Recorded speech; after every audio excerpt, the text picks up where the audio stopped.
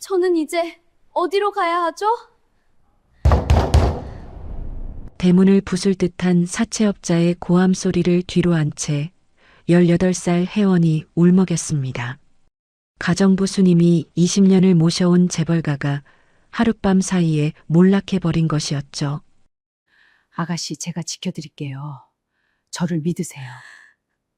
수님은 평생을 모아온 비상금과 주소가 적힌 쪽지 하나를 혜원의 손에 쥐어줬습니다. 자신마저 위험할 수 있는 상황에서도 혜원을 숨겨주는 쪽을 택한 것이었어요. 그리고 그날의 선택이 20년 뒤 두 사람의 인생을 송두리째 바꾸어 놓을 줄은 그땐 아무도 몰랐습니다. 사연 시작 전 구독과 좋아요, 하이프를 눌러주시고 댓글로도 인생 나날과 함께 해주세요. 여러분의 나날에 행운이 가득 깃들기를 바라겠습니다. 쾅쾅쾅. 현관문이 부서질 듯 흔들리고 있었습니다. 밖에서 들려오는 건 주먹이 아니었어요. 발길질이었죠. 육중한 철제 현관문이 그 충격에 덜컹거린 때마다 거실 한복판에 서 있던 소녀의 어깨가 함께 흔들렸습니다. 오혜원, 18살. 성운그룹 오진철 회장의 외동딸이자 전교 1등을 한 번도 놓친 적 없는 수재. 불과 며칠 전까지만 해도 이 나라에서 가장 빛나는 미래를 약속받은 아이였어요.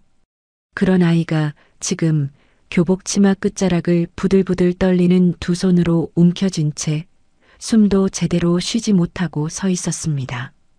거실은 폐허나 다름없었죠. 이탈리아에서 공수해온 소파, 프랑스산 크리스탈 샹들리에 벽면을 가득 채운 그림들, 어제까지 이 집의 격을 말해주던 것들 위에 빨간 딱지가 하나씩 붙어 있었어요. 압류. 그 두 글자가 낙인처럼 찍힐 때마다 혜원의 세계에서 하나씩 무언가가 지워져 나갔습니다. 이 아침 혜원은 학교에 갈 준비를 하고 있었어요. 늘 그랬듯 현관에서 구두끈을 묶으려는데 검은 양복을 입은 사람들이 줄지어 들어왔죠. 수사관들이었습니다. 아버지 오진철 회장이 그 사이에 끼어 고개를 숙인 채 현관을 나섰어요. 양쪽 팔을 잡힌 아버지의 등이 작아 보인 건 처음이었습니다. 평생 누구 앞에서도 고개를 숙이는 법이 없던 아버지가 딸의 눈을 마주치지 못한 채 고개를 돌렸어요. 어머니도 곧이어 끌려나갔습니다. 창백해진 얼굴로 혜원을 한번 돌아봤지만 입술만 달싹였을 뿐 아무 말도 하지 못했죠. 그 입술이 무슨 말을 하려 했던 건지 혜원은 끝내 알아듣지 못했습니다. 부모님이 나가고 집안을 가득 메우던 사람들이 하나둘 사라졌어요.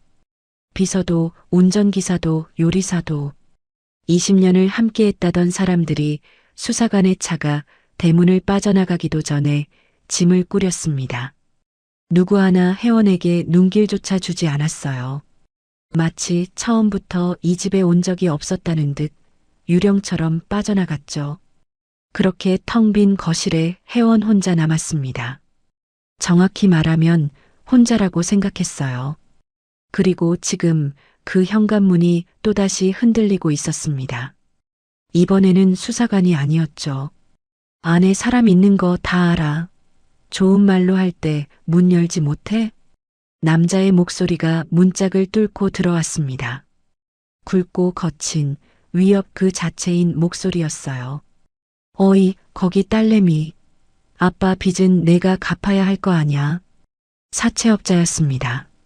성운그룹이 무너지면서 어둠 속에 숨어있던 빚들이 한꺼번에 터져 나온 거였죠. 아버지가 끌려간 지 채 반나절도 지나지 않아 냄새를 맡고 찾아온 겁니다. 쾅쾅쾅. 문을 차는 소리가 점점 빨라졌어요. 혜원은 다리에 힘이 풀려 바닥에 주저앉을 것 같았습니다. 숨을 들이쉬려 해도 목이 막혀 공기가 들어오지 않았어요. 두 손은 이미 감각을 잃었고 눈앞이 까맣게 흔들렸죠. 아버지가 끌려가던 뒷모습, 어머니가 입만 달싹이던 그 순간이 자꾸만 눈앞에 겹쳐졌습니다. 바로 그때였어요. 따뜻한 손이 혜원의 차가운 손을 덮었습니다. 두툼하고 거칠고 그러나 어떤 손보다도 단단한 손이었죠.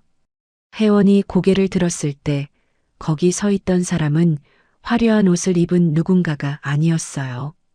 낡은 앞치마를 두르고 머리를 수건으로 질끈 묶은 이 집에서 20년을 하루같이 살림을 맡아온 사람이었습니다. 박수님. 혜원이 태어날 때부터 곁에서 밥을 짓고 빨래를 하고 열이 나면 밤새 이마를 짚어주던 사람이었어요. 아까 수사관들이 들이닥쳤을 때도 비서들이 줄줄이 도망칠 때도 이 사람만은 제자리에 있었습니다. 아무도 눈치채지 못했을 뿐이었죠. 수님이 혜원의 손을 꽉 쥐었어요. 그 힘이 어찌나 단단한지 혜원의 떨림이 수님의 손끝까지 전해졌지만 수님은 눈 하나 깜짝하지 않았습니다. 아가씨, 제 손 꽉 잡으세요. 낮지만 떨림 하나 없는 목소리였어요.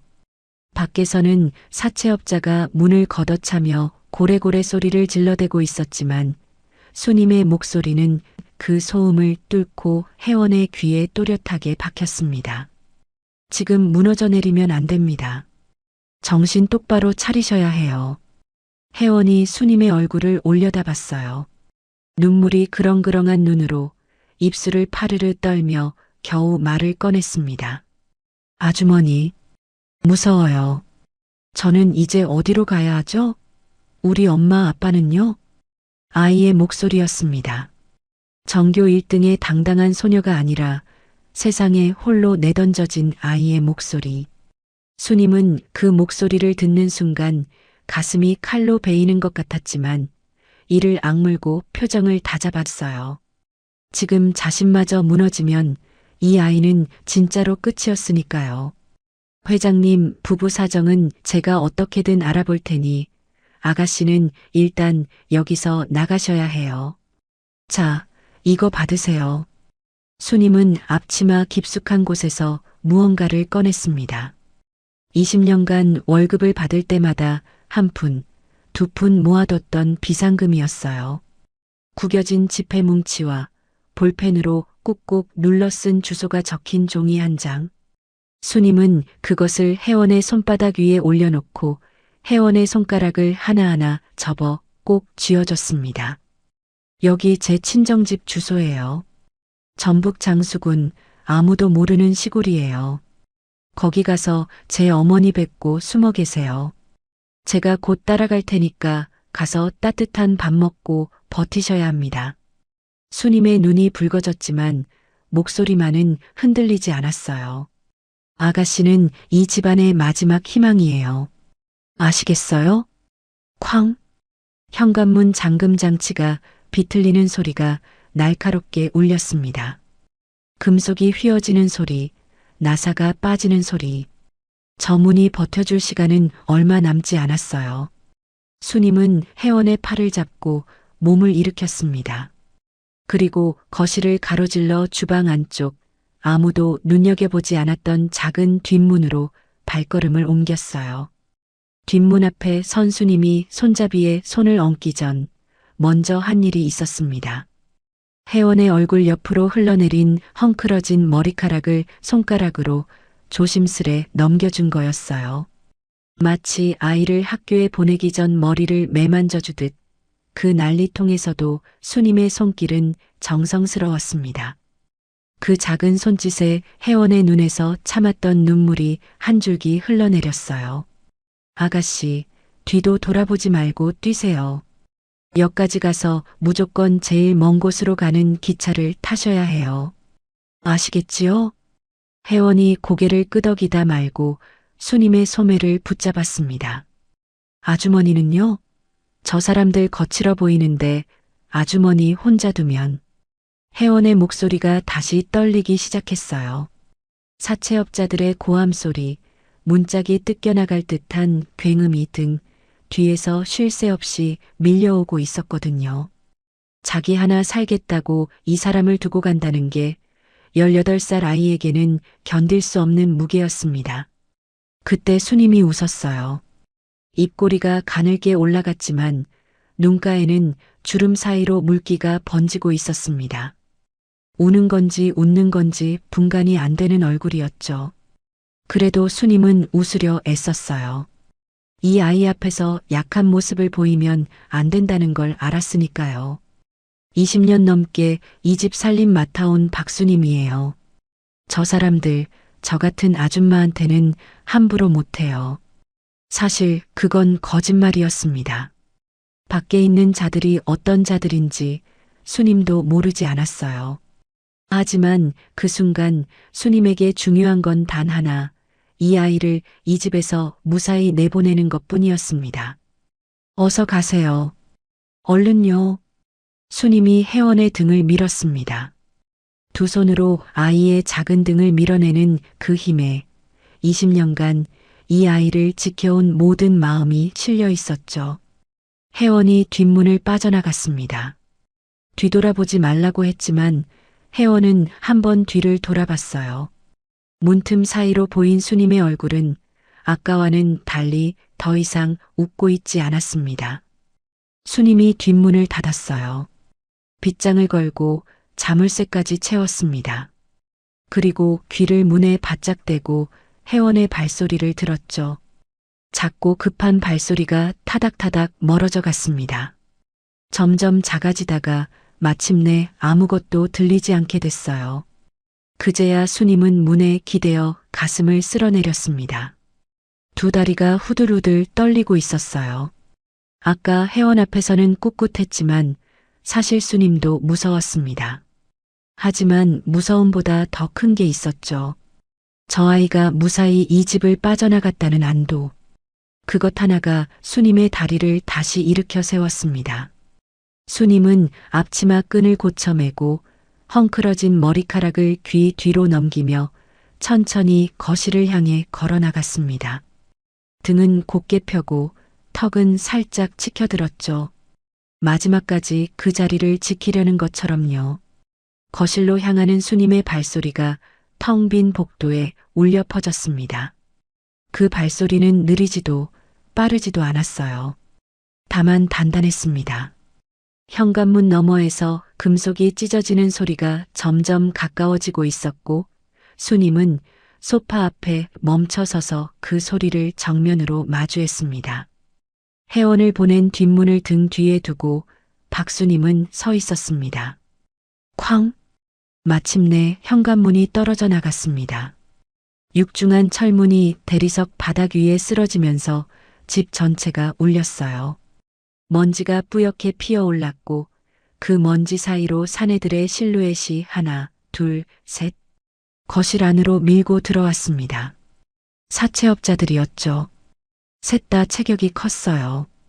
앞장선 사내는 검은 가죽 재킷을 걸치고 있었고 그 뒤를 따르는 둘은 한 손에 쇠파이프를 들고 있었죠.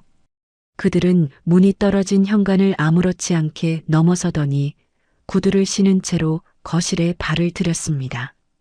압류 딱지가 붙은 소파를 발로 밀치고 테이블 위의 장식품을 바닥에 쓸어 떨어뜨리며 집 안을 둘러봤어요. 리더격인 사내가 거실 한가운데에서 발을 멈추었습니다. 그리고 소파 앞에 미동도 없이 서 있는 수님을 발견했죠. 사내의 눈이 가늘어졌어요. 위아래로 수님을 훑어보는 시선에는 비웃음이 묻어 있었습니다.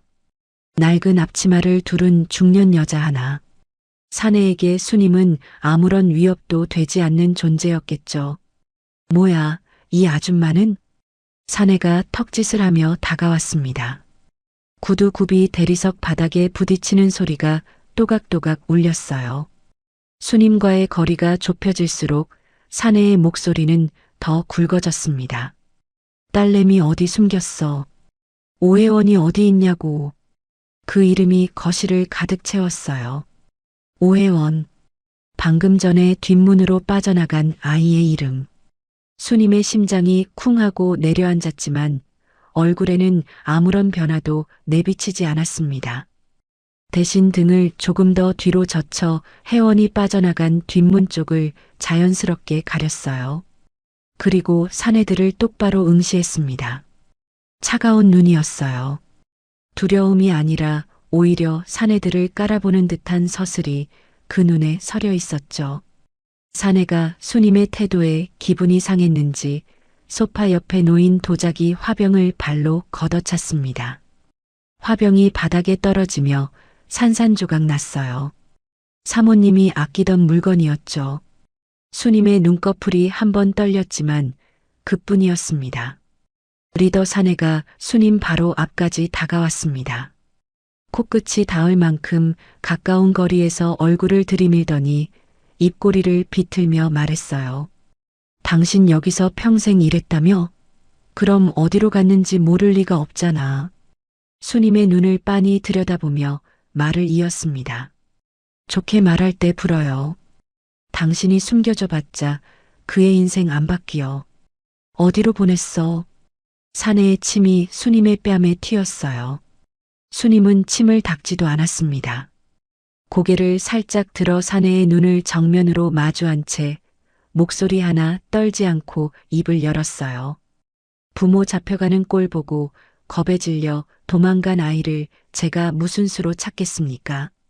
담담한 목소리였습니다. 마치 남의 이야기를 하듯 감정을 걷어낸 목소리였죠. 수님은 거기서 멈추지 않았습니다. 저도 밀린 월급 못 받아서 도끼 오른 사람이에요. 뒤질 거면 마음대로 뒤져보세요. 하지만 여기엔 당신들이 찾는 사람 없습니다. 밀린 월급. 그 말에 사내의 표정이 미세하게 흔들렸어요.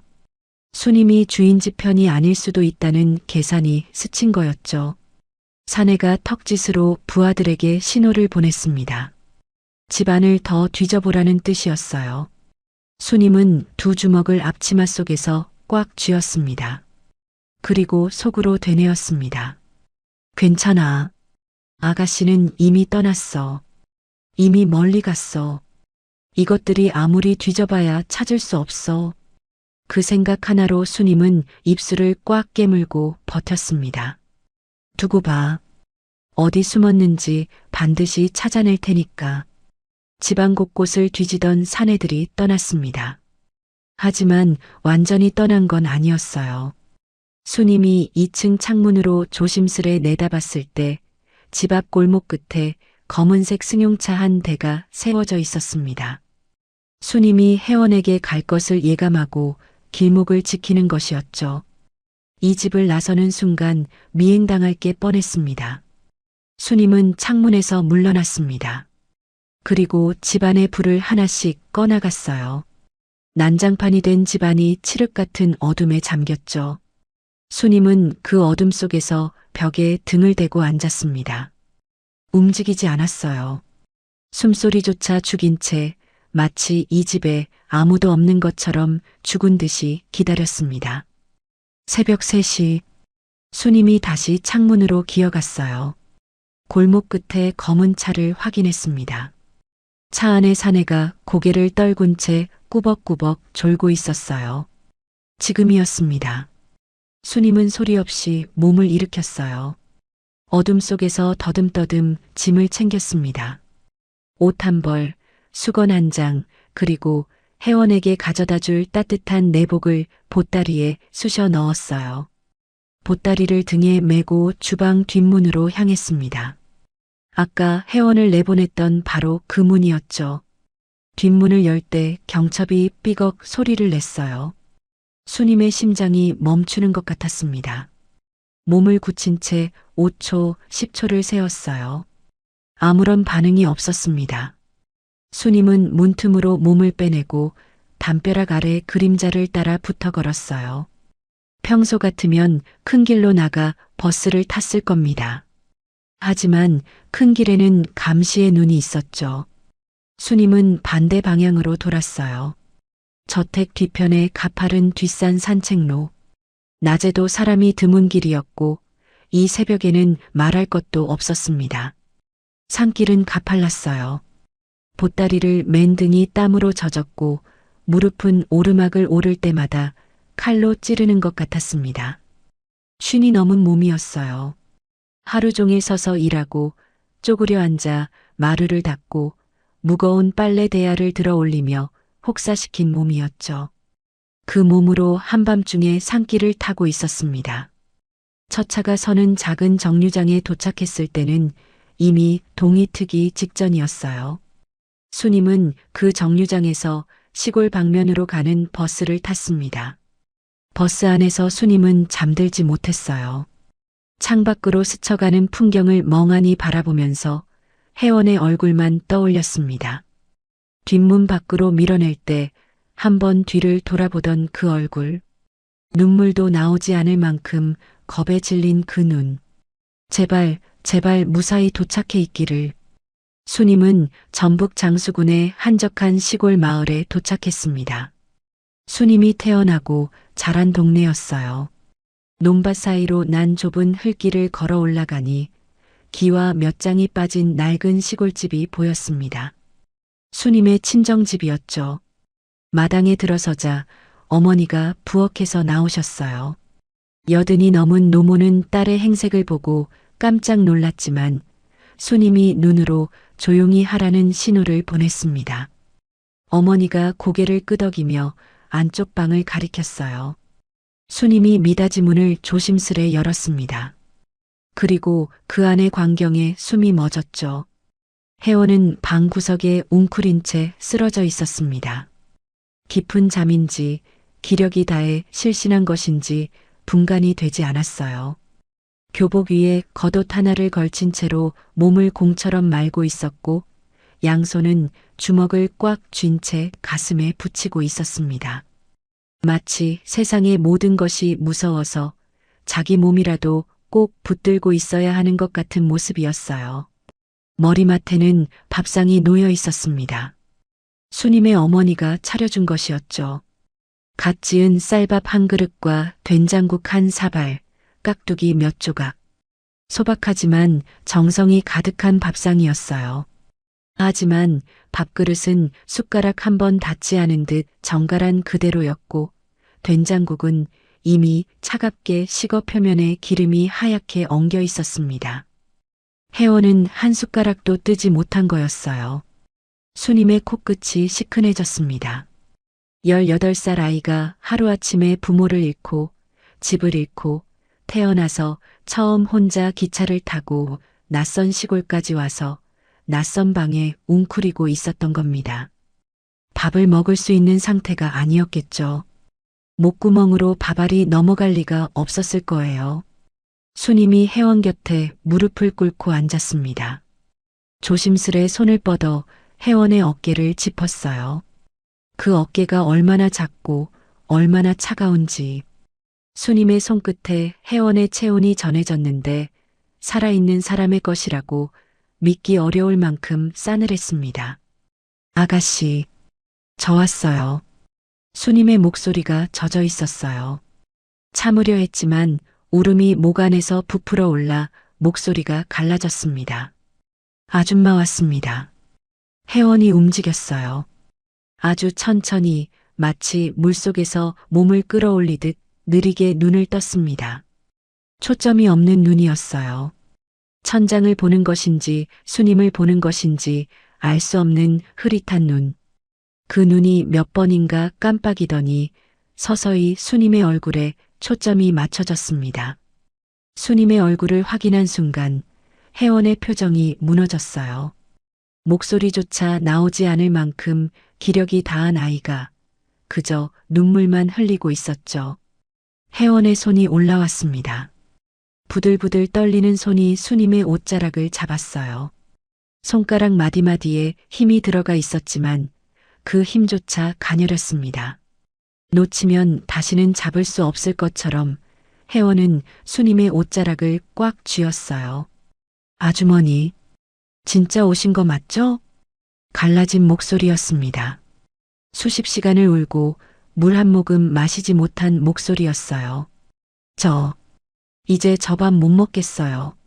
목에 뭐가 걸린 것처럼 안 넘어가요. 혜원의 말을 듣는 수님의 얼굴이 일그러졌습니다. 하지만 수님은 울지 않았어요. 아니, 울 수 없었습니다. 지금 자기까지 무너지면 이 아이를 잡아줄 사람이 아무도 없었으니까요.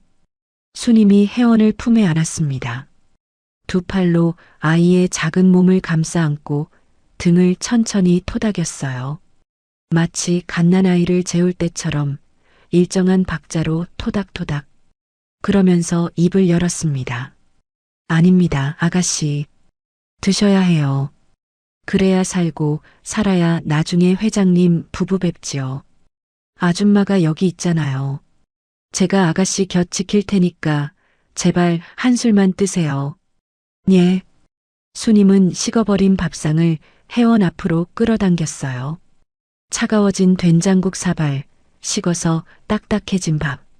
보기만 해도 목이 막힐 것 같은 밥상이었지만 수님은 숟가락을 집어 혜원의 손에 쥐어줬습니다. 혜원의 손가락을 하나하나 접어서 숟가락을 놓치지 않도록 꼭 감싸줬어요. 혜원이 떨리는 손으로 숟가락을 밥그릇에 가져갔습니다. 밥 한 술을 뜨는데 한참이 걸렸어요.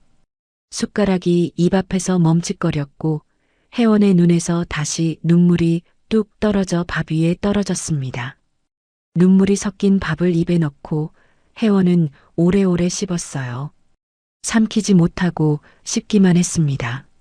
목이 막혀서 삼키려 해도 넘어가지 않는 거였죠. 겨우, 정말 겨우 한 술을 삼켰을 때 혜원의 어깨가 크게 한번 들썩였어요. 수님은 그 모습을 지켜보며 고개를 돌렸습니다. 창밖을 바라봤어요. 아직 어둠이 채 거치지 않은 시골 마을의 하늘. 그 하늘 아래서 수님의 눈에도 물기가 번졌지만 끝내 눈물을 떨어뜨리지는 않았습니다. 이 아이를 지켜야 했어요. 무슨 일이 있어도 이게 끝이 아니라는 걸 수님은 알고 있었습니다. 수님이 도착하고 며칠이 지났습니다. 혜원은 밥을 먹기 시작했어요. 겨우겨우 목구멍으로 밀어넣는 수준이었지만 그래도 숟가락을 드는 것만으로 수님은 감사했습니다. 혜원의 볼에 아주 조금이나마 핏기가 돌기 시작했고 눈 밑에 시커먼 그늘도 옅어지는 것 같았어요. 그날 오후 혜원은 툇마루에 앉아 멍하니 마당을 바라보고 있었습니다. 무릎을 세우고 턱을 괜 채 아무것도 보지 않는 눈으로 마당 한편의 감나무를 응시했어요. 바람이 불면 나뭇잎이 흔들리고 그 흔들림에 맞춰 혜원의 머리카락도 살짝 날렸지만 혜원은 아무런 반응이 없었습니다. 그저 앉아 있었어요. 숨을 쉬고 있다는 것만이 살아있다는 유일한 증거였죠. 마당 한쪽에서는 수님이 빨래를 널고 있었습니다. 혜원이 입고 온 교복이었어요. 하얀 블라우스와 체크무늬 치마. 서울에서 도망칠 때 입고 있던 그 옷을 수님이 손빨래로 정성스레 주물러 빤 거였죠. 이 교복을 다시 입고 학교에 갈 날이 올지 알 수 없었지만 수님은 그래도 빨았어요. 아이의 옷이 깨끗해야 마음이라도 조금은 나을 것 같아서였습니다. 젖은 블라우스를 빨랫줄에 걸치는데 방 안에서 소리가 흘러나왔어요. 수님의 어머니가 켜둔 낡은 브라운관 텔레비전이었습니다. 평소에는 귀에 들어오지도 않는 잡음 같은 소리였죠. 그런데 그날따라 앵커의 목소리가 유난히 또렷했어요. 속보 자막이 붙은 뉴스였거든요. 검찰 수사를 받던 성운 그룹 오진철 회장이 오늘 새벽 구치소에서 갑작스러운 심장마비로 별세했습니다. 수님의 손이 멈췄어요. 빨랫줄에 걸치려던 젖은 옷가지가 손에서 스르르 미끄러져 흙바닥 위에 툭 떨어졌습니다. 수님은 떨어진 옷을 줍지 못했어요. 몸이 돌처럼 굳어버렸거든요. 뒤이어 소식을 접한 부인 김씨 역시 앵커의 목소리가 이어졌지만 수님의 귀에는 더 이상 아무것도 들리지 않았습니다. 회장님이, 사모님이, 두 분 다. 수님의 입술이 파르르 떨렸어요. 고개를 돌려 툇마루의 혜원을 봤습니다. 혜원은 굳어 있었어요. 마당을 바라보던 자세 그대로 시간이 멈춘 것처럼 미동도 없이 앉아 있었습니다. 하지만 수님은 알았어요. 저 아이도 들었다는 걸. 저 아이의 세계가 지금 두 번째로 무너져 내리고 있다는 걸. 혜원이 천천히 고개를 돌렸습니다. 수님과 눈이 마주쳤어요. 혜원의 눈은 텅 비어 있었습니다. 눈물도 공포도 슬픔도 없는 그냥 빈 눈이었어요. 그 눈이 수님을 보고 수님을 관통하고 수님 너머에 아무것도 없는 허공을 바라봤습니다. 그리고 혜원이 일어섰어요. 비틀거리는 다리로 툇마루에서 내려와 방 안으로 향했습니다. 수님이 급히 따라갔어요. 혜원이 미닫이 문을 밀고 방 안으로 들어섰을 때 텔레비전 화면에는 부모님의 영정 사진이 비치고 있었습니다. 아버지의 사진, 어머니의 사진, 검은 리본이 달린 두 장의 사진이 화면 가득 채워져 있었어요. 혜원의 무릎이 꺾였습니다. 바닥에 주저앉더니 텔레비전 화면을 향해 두 손을 뻗었어요. 마치 화면 속 부모님을 붙잡으려는 것처럼. 하지만 손끝에 닿는 건 차가운 브라운관 유리뿐이었죠. 그 순간 혜원의 입에서 짐승 같은 소리가 터져 나왔습니다. 울음이라고 부르기엔 너무 거칠고 비명이라고 부르기엔 너무 처절한 소리였어요. 혜원은 바닥을 손톱으로 긁었습니다. 나무 바닥에 손톱이 갈리는 소리가 방 안에 울렸지만 혜원은 멈추지 않았어요. 손끝에 피가 배어나와도 멈추지 않았습니다. 거짓말이야. 갈라진 목소리가 터져 나왔어요. 아줌마, 저거 거짓말이죠? 우리 아빠가 왜 죽어? 우리 엄마가 왜? 혜원의 몸이 부들부들 떨렸습니다. 고개를 들어 수님을 바라본 얼굴은 온통 눈물에 젖어 있었어요. 나만 여기 숨어서 밥 먹고 잠자고 나 때문에 돌아가신 거야. 나도 엄마 아빠 따라갈래요. 수님은 말없이 혜원에게 달려들었습니다. 두 팔로 혜원을 온몸으로 껴안았어요. 혜원이 수님의 어깨를 주먹으로 때렸습니다. 놓으라고 놓으라고 소리치며 몸부림쳤어요. 하지만 수님은 놓지 않았습니다. 혜원이 아무리 밀쳐내도 주먹으로 때려도 수님의 팔에는 더 단단하게 힘이 들어갔어요. 이 아이를 놓치면 진짜로 잃어버린 것 같았으니까요. 그날 이후 혜원은 사람이 달라졌습니다. 밥을 먹지 않았어요.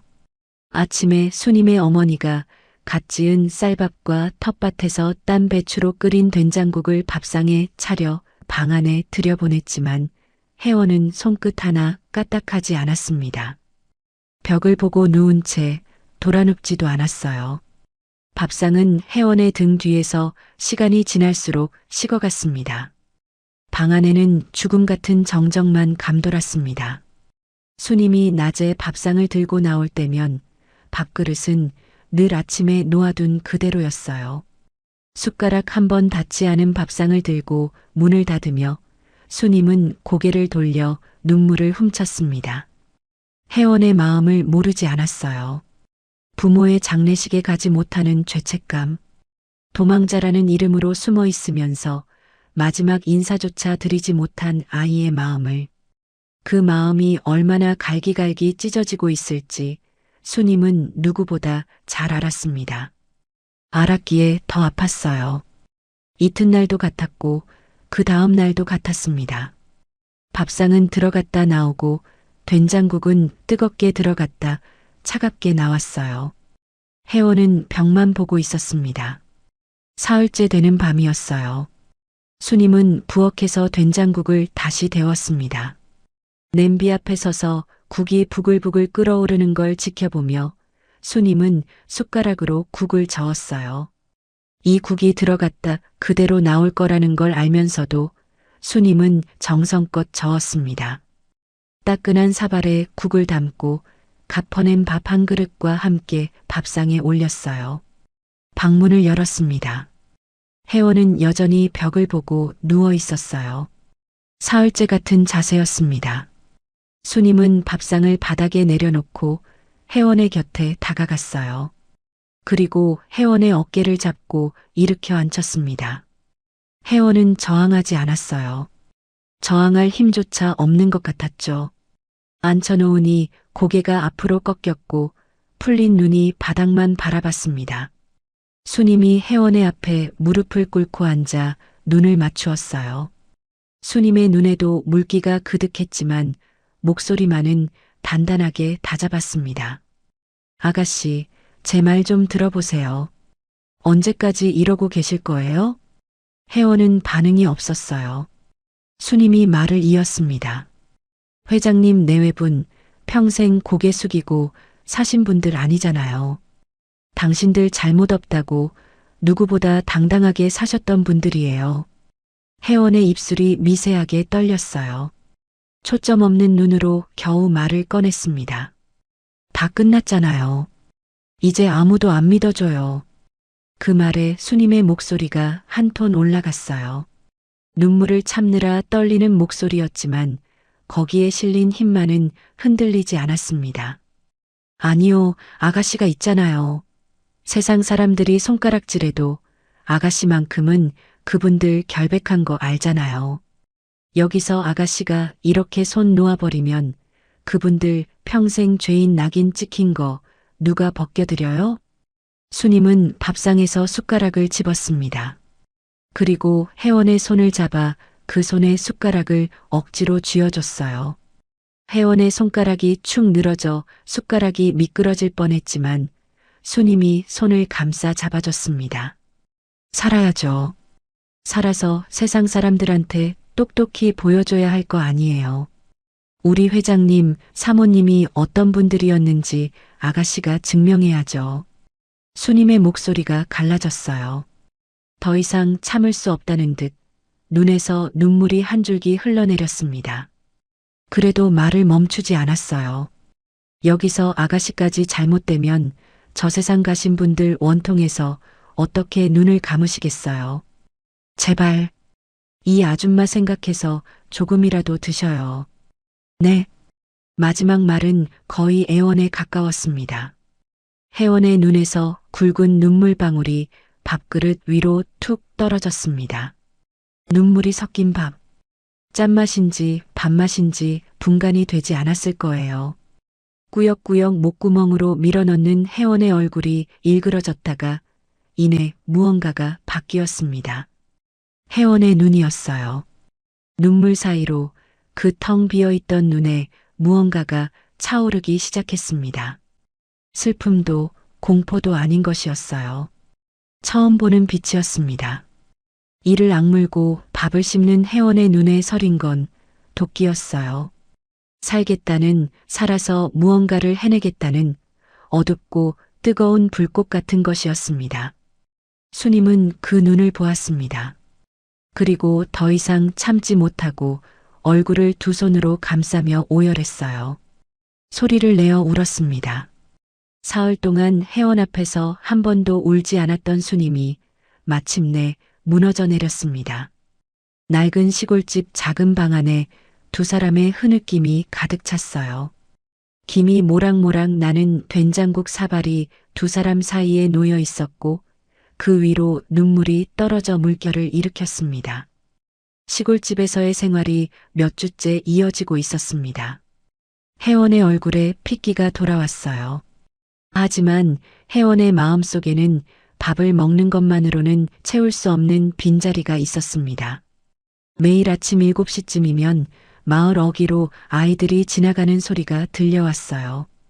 교복을 입고 가방을 맨 아이들이 제잘거리며 걸어가는 소리. 그 소리가 들릴 때마다 회원은 하던 일을 멈추고 대문 밖을 서성였습니다. 전교 1등을 놓친 적 없는 수재였어요. 수학 경시대회에서 상을 타고 영어 원서를 술술 읽던 아이였죠. 그런 회원이 지금은 교복 대신 수님의 조카가 두고 간 낡은 트레이닝복을 입고 학교 대신 시골집 마당에서 하루를 보내고 있었습니다. 거울에 비친 자신의 모습이 낯설었어요. 서울에서 학교에 다니던 오혜원과 지금 여기 서 있는 사람이 같은 사람이라는 게 믿기지 않았죠. 어느 날 아침 혜원이 툇마루에 앉아 교복 아이들의 웃음소리를 듣다가 수님에게 조심스레 입을 열었습니다. 아주머니, 저 그냥 근처 학교라도 다니면 안 될까요? 공부도 계속해야 하고 검정고시보다는 학교에 가는 게 나을 것 같아서요. 마당에서 나무를 다듬던 수님의 손이 멈칫했어요. 그리고 혜원을 바라봤습니다. 혜원의 눈에 간절함이 담겨 있었어요. 공부가 하고 싶다는 말이 아니었습니다. 평범한 아이로 돌아가고 싶다는 말이었죠. 수님은 잠시 입을 다물었어요. 혜원에게 해야 할 말이 무엇인지 알았지만 그 말이 이 아이를 얼마나 아프게 할지도 알았거든요. 하지만 수님은 말해야 했습니다. 아가씨, 마음은 알지만 지금은 안 돼요. 학교에 전학수속 밟으면 바로 기록이 남아요. 그럼 그 무서운 사람들이 여기까지 들이닥치는 건 시간 문제고요. 수님이 나물 바구니를 내려놓고 혜원 곁에 앉았어요. 목소리를 낮추며 말을 이었습니다. 지금은 아가씨가 죽은 듯이 지내는 게 사는 길이에요. 죽은 듯이 지내는 게 사는 길이라니. 혜원은 힘없이 고개를 떨궜습니다. 이름을 숨기고 학교도 가지 못하고 아무도 만나지 못하는 삶. 화려한 미래를 꿈꾸던 재벌가의 외동딸에게 이 생활은 창살 없는 감옥이나 다름없었어요.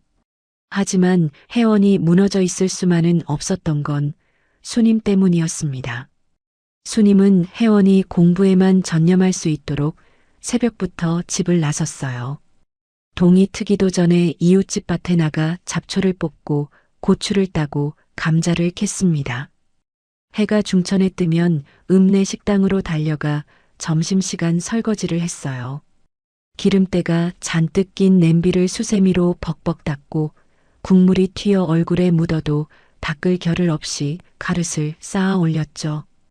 해가 지면 마을 회관으로 가서 대걸레를 밀고 화장실 변기를 닦고 창문을 훔쳤습니다. 하루에 3군데를 뛰어다니며 닥치는 대로 일했어요. 혜원은 그런 수님의 일과를 다 알지 못했습니다. 수님이 일부러 말하지 않았거든요. 아침에 나갈 때도 좀 나갔다 올게요. 한마디만 남기고 밤에 돌아올 때도 오늘 장 좀 봤어요. 하며 웃어 보였으니까요. 그런데 어느 날 밤이었어요. 공부를 하다 잠든 혜원이 목이 말라 깨어났습니다. 물을 마시려고 부엌으로 나가는데 부엌 한쪽에 불이 켜져 있었어요. 희미한 전구 불빛 아래 자기 몸보다 큰 대야를 앞에 놓고 빨래를 하고 있는 사람이 보였습니다. 수님이었어요. 쪼그려 앉아 빨래를 비벼 빨고 있는 수님의 모습. 퉁퉁 부어오른 손마디가 보였습니다. 하루 종일 서서 일하고 쪼그려 앉아 일하고 뛰어다니며 일한 흔적이 수님의 몸 곳곳에 새겨져 있었어요. 혜원은 부엌 문 앞에서 발을 뗄 수 없었습니다.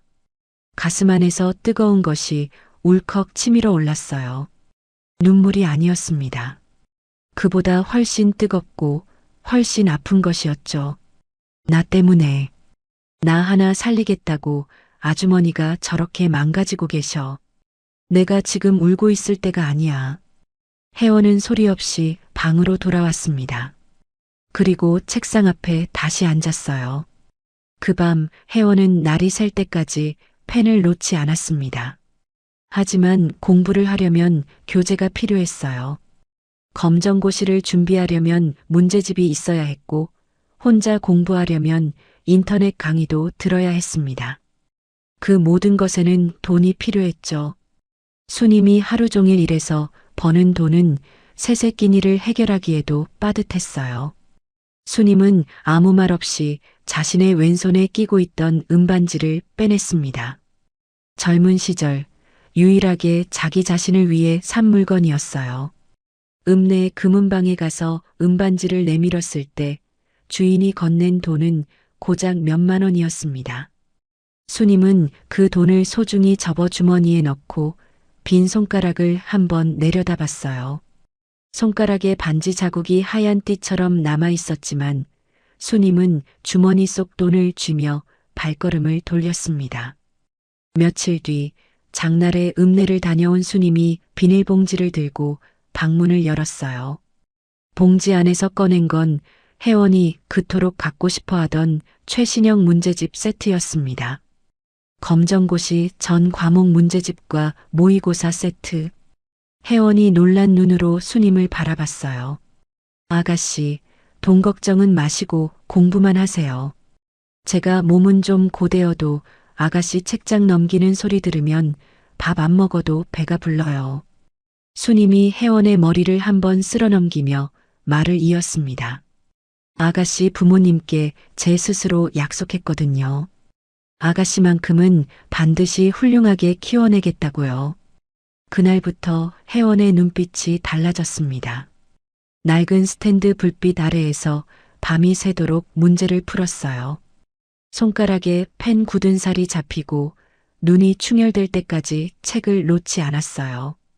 사채업자들에 대한 공포도, 부모님을 잃은 슬픔도, 이 시골집의 답답함도, 그 모든 감정이 이제는 하나의 도끼로 변해 혜원을 밤새 책상 앞에 붙들어 놓았습니다.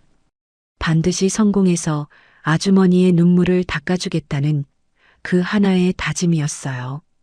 어느 날 밤이었습니다. 수님이 평소보다 늦게 돌아왔어요. 현관에 들어서는 수님의 걸음이 이상했습니다. 한쪽 다리를 끌며 절뚝거렸어요. 마을 회관 계단에서 미끄러졌는지 아니면 밭일을 하다 다쳤는지. 수님은 아무 말도 하지 않았지만 얼굴에 피로가 두껍게 내려앉아 있었습니다. 혜원이 공부를 멈추고 달려나갔어요. 아주머니의 짐을 받아들고 부엌으로 뛰어가 대야에 따뜻한 물을 받아왔습니다. 그리고 수님 앞에 대야를 놓고 무릎을 꿇었어요. 수님의 신발을 벗기려는 거였습니다. 수님이 깜짝 놀라 손을 내저었어요. 어머 아가씨, 이게 무슨... 제가 할게요. 어서 들어가 공부하세요. 혜원이 수님의 손을 꽉 잡았습니다. 수님의 거친 손이었어요. 손등에 피부가 갈라져 있었고 손톱 밑에는 흙이 끼어 있었습니다. 혜원은 그 손을 내려다보며 입을 열었어요. 아주머니, 저 이제 아가씨 아니에요. 그냥 혜원이에요. 수님이 말없이 혜원을 바라봤습니다. 아주머니가 저 살리겠다고 손발 다 트도록 일하시는데 제가 어떻게 모른 척해요. 혜원의 눈에 물기가 차올랐지만 이번에는 울지 않았어요. 대신 수님의 눈을 똑바로 바라보며 말했습니다. 저요, 진짜 독하게 공부할 거예요. 그래서 나중에 성공해서 아주머니 평생 편하게 모실 거예요. 그러니까 제발 아프지 마세요. 수님의 눈에서 눈물이 터져 나왔습니다. 참으려 했지만 혜원의 그 한마디가 수님이 쌓아 올린 벽을 한순간에 무너뜨린 거였어요. 수님이 혜원을 품에 안았습니다.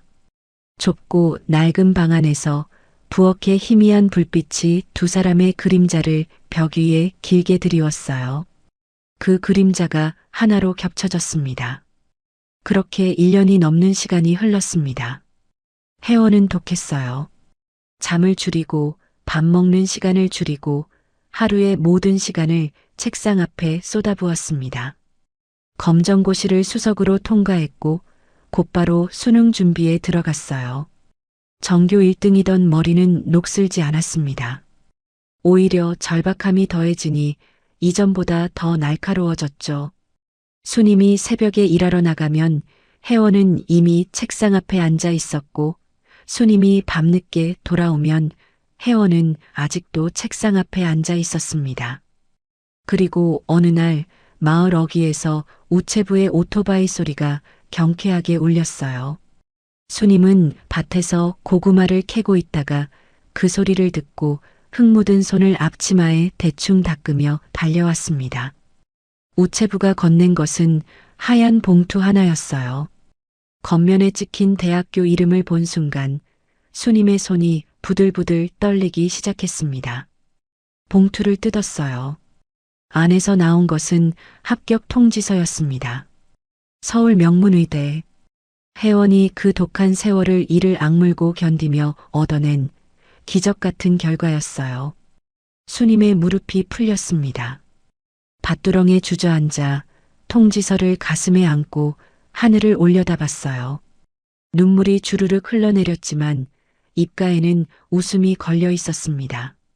울면서 웃는 얼굴이었어요. 합격이다. 아가씨, 드디어 해내셨어요.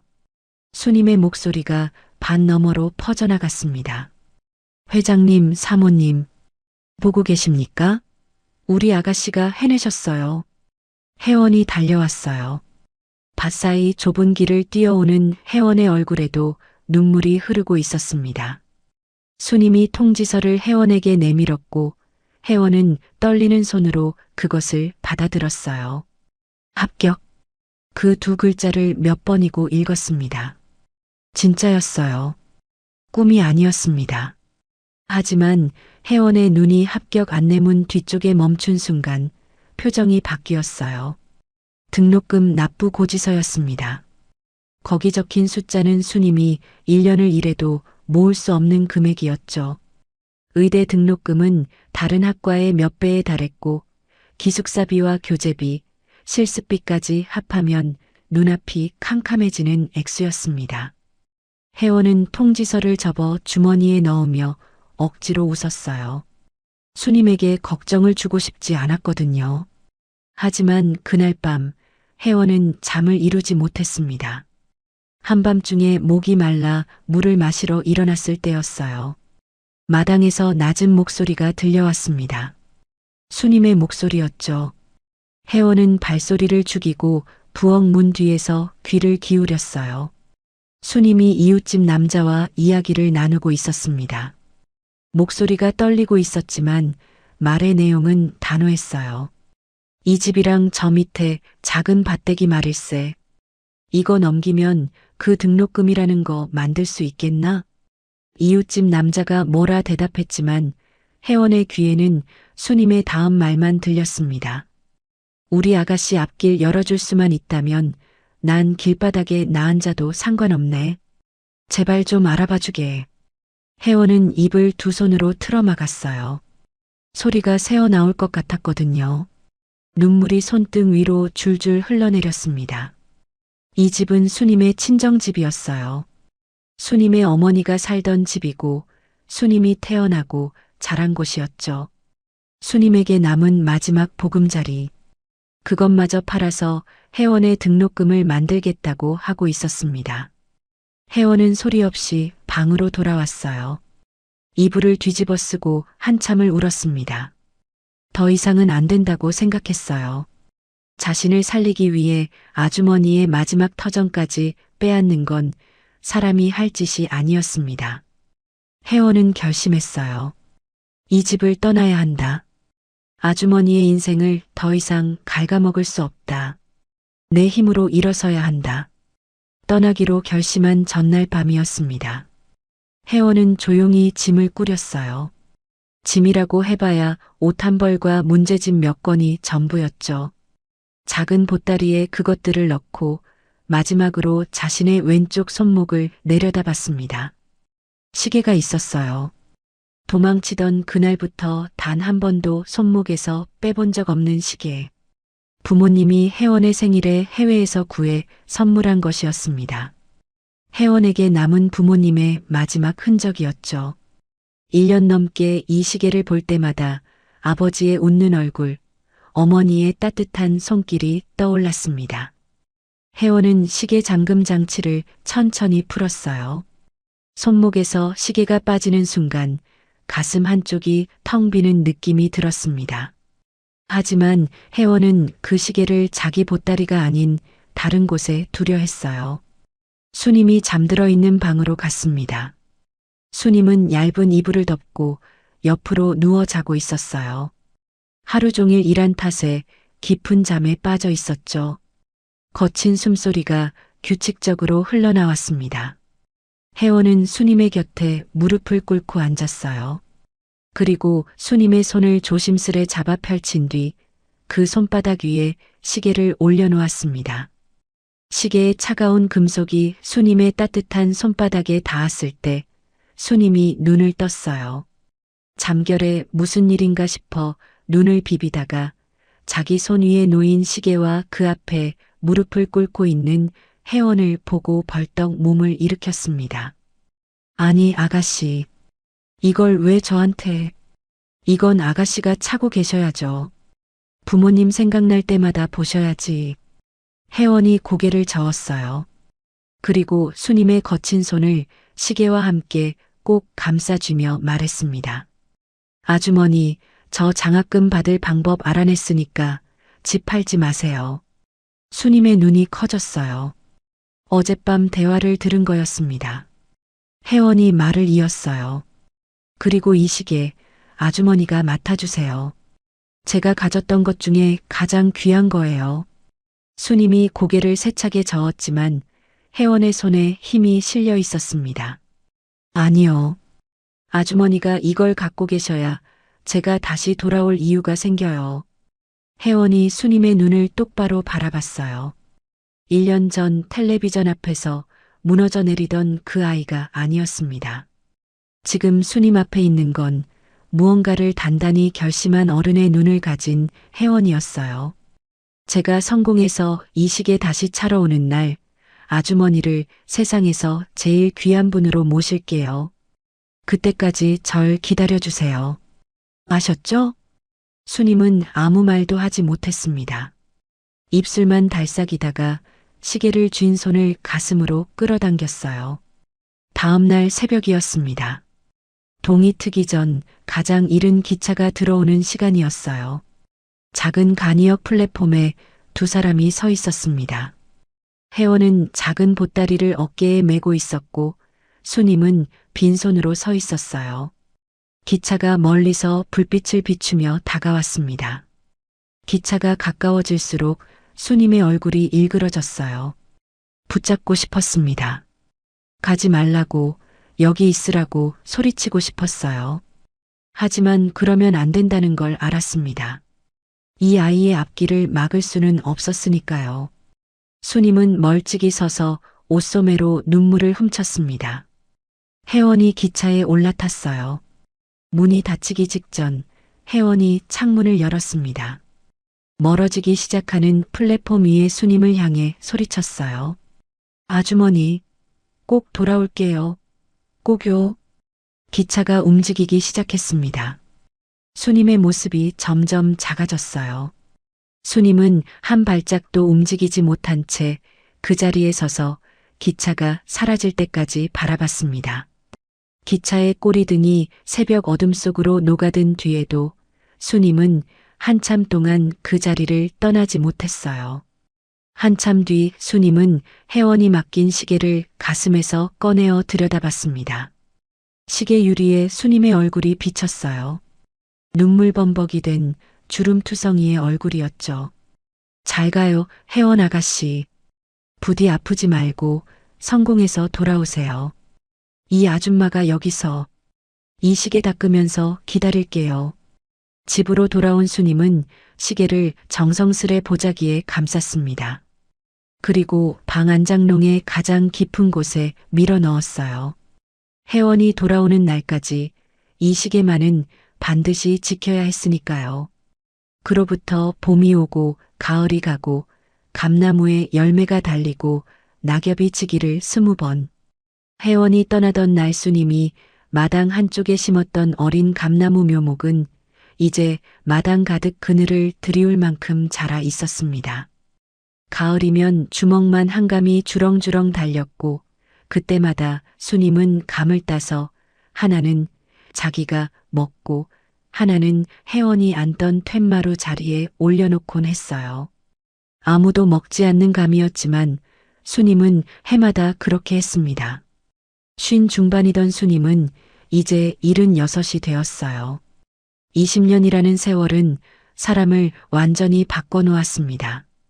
고닫던 등은 굽었고 두 손은 마디마다 울퉁불퉁하게 부풀어 올라 있었어요. 머리카락은 하얗게 샜고 걸음도 예전 같지 않았습니다. 그 시간 사이 수님의 어머니가 세상을 떠났어요. 수님의 손을 잡은 채 조용히 눈을 감았죠. 마지막 순간에 어머니는 수님에게 말했습니다. 이제 너도 편하게 살아라. 그 아이는 잘 크고 있을 거다. 하지만 수님은 이 집을 떠날 수 없었어요. 혜원이 돌아올 때 길을 잃지 않도록 이 낡은 시골집을 지키고 있어야 했으니까요. 어머니를 보내고 홀로 남은 수님의 하루는 단순했습니다.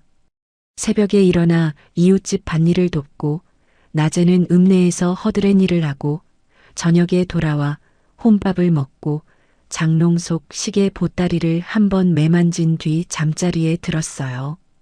그 단순한 하루가 7,000번 넘게 반복된 거였죠. 하지만 세월은 무정했습니다. 몸을 아끼지 않고 일한 대가가 서서히 찾아왔어요.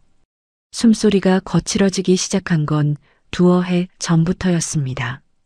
처음에는 밭에서 일하다 숨이 차는 정도였어요. 나이 탓이려니 했죠. 그런데 점점 심해졌습니다. 계단을 오를 때, 빨래를 넣을 때, 심지어 밥을 먹다가도 가슴이 쥐어짜이듯 아팠어요. 밤이면 통증 때문에 잠을 설쳤고 새벽에 식은 땀에 젖어 깨는 날이 잦아졌습니다. 마을 보건소 소장이 수님의 상태를 눈여겨보고 있었어요. 10년 넘게 이 마을에서 수님을 봐온 사람이었죠. 어느 날 보건소에 들른 수님의 얼굴빛이 심상치 않아 검사를 했는데 결과가 좋지 않았습니다. 소장이 심각한 얼굴로 수님의 손을 잡았어요. 수님 할머니, 이 소견서 들고 당장 서울 큰 병원으로 가보세요. 심장이 많이 안 좋아요. 수술만 하면 사시는데 시골에서 버틸 일이 아니에요. 수님은 소견서를 받아들고 한참을 내려다봤습니다. 깨알 같은 글씨가 빼곡히 적힌 종이. 무슨 말인지 반도 이해할 수 없었지만 소장의 표정만 봐도 심각하다는 건 알 수 있었어요. 아이고, 소장님. 이 늙은이가 서울까지 가서 무슨 수술을 해요. 돈도 없거니와 나 죽으면 우리 아가씨 올 때 누가 문 열어주라고요. 수님은 소견서를 접어 주머니에 넣고 보건소를 나왔습니다. 걸음이 느렸어요. 보건소 계단을 내려오는데 가슴이 또 아려왔지만 수님은 이를 악물고 집으로 향했습니다. 그날 밤이었어요. 수님이 잠자리에 누웠는데 갑자기 가슴이 터질 듯이 아팠습니다. 숨을 들이쉬려 해도 공기가 들어오지 않았죠. 몸을 뒤척이다가 입에서 뜨거운 것이 치밀어 올랐습니다. 베개에 피가 묻었어요. 수님은 어둠 속에서 베개의 핏자국을 손으로 더듬으며 공포에 질렸습니다. 숨이 턱 밑까지 차올랐어요. 천장을 바라보며 수님은 생각했습니다. 이렇게 죽는 건가? 이 시골집 방바닥에서 혼자 죽는 건가? 아가씨 얼굴도 못 보고 회장님 묘소에 술 한 잔도 못 올렸는데 이대로는 못 죽어. 나는 살아야 해. 수님은 힘겹게 몸을 일으켰습니다. 벽을 짚고 장롱 앞으로 기어가듯 다가갔어요. 떨리는 손으로 장롱 문을 열었습니다. 가장 깊은 곳, 20년 동안 단 한 번도 꺼내본 적 없는 보따리가 거기 있었어요. 혜원이 맡기고 간 시계가 들어있는 보따리였습니다. 수님은 보따리를 꺼내 무릎 위에 올렸어요. 보자기를 푸는 손이 떨렸습니다. 시계가 나타났어요. 20년 전 그대로였습니다. 먼지 하나 없이 깨끗했어요. 수님이 해마다 명절 때면 꺼내어 닦아놨거든요. 시계 유리에 수님의 얼굴이 비쳤습니다.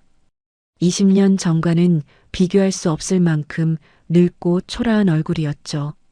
이거라도 팔면 수술을 받을 수 있지 않을까? 그 생각이 스쳤어요. 약속보다 목숨이 앞서는 순간이었습니다. 다음 날 수님은 낡은 보따리를 품에 안고 읍내로 향했습니다. 읍내에서 가장 큰 시계방이었어요. 유리문을 밀고 들어가니 좁은 가게 안에 시계들이 진열장 가득 놓여 있었습니다. 카운터 뒤에 돋보기를 쓴 주인이 앉아 있었어요. 수님이 보따리를 카운터 위에 올렸습니다. 보자기를 풀자 시계가 드러났어요. 주인이 무심히 시계를 집어들었습니다. 돋보기로 뒷면을 살피고 뚜껑을 열어 무브먼트를 확인하더니 갑자기 안경을 벗었어요.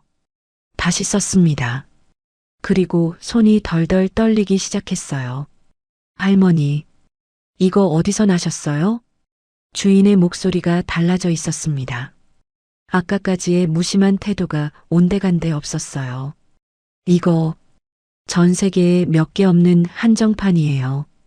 지금 경매 나가면 상태에 따라 30억은 좋게 받습니다. 지난 몇십 년 동안 가치가 폭등했어요. 수님은 자기 귀를 의심했습니다. 예, 30억이요? 아니, 시계 하나가 무슨 시골집 수십 채 값을 해요. 주인이 잘못 본 거 아니에요?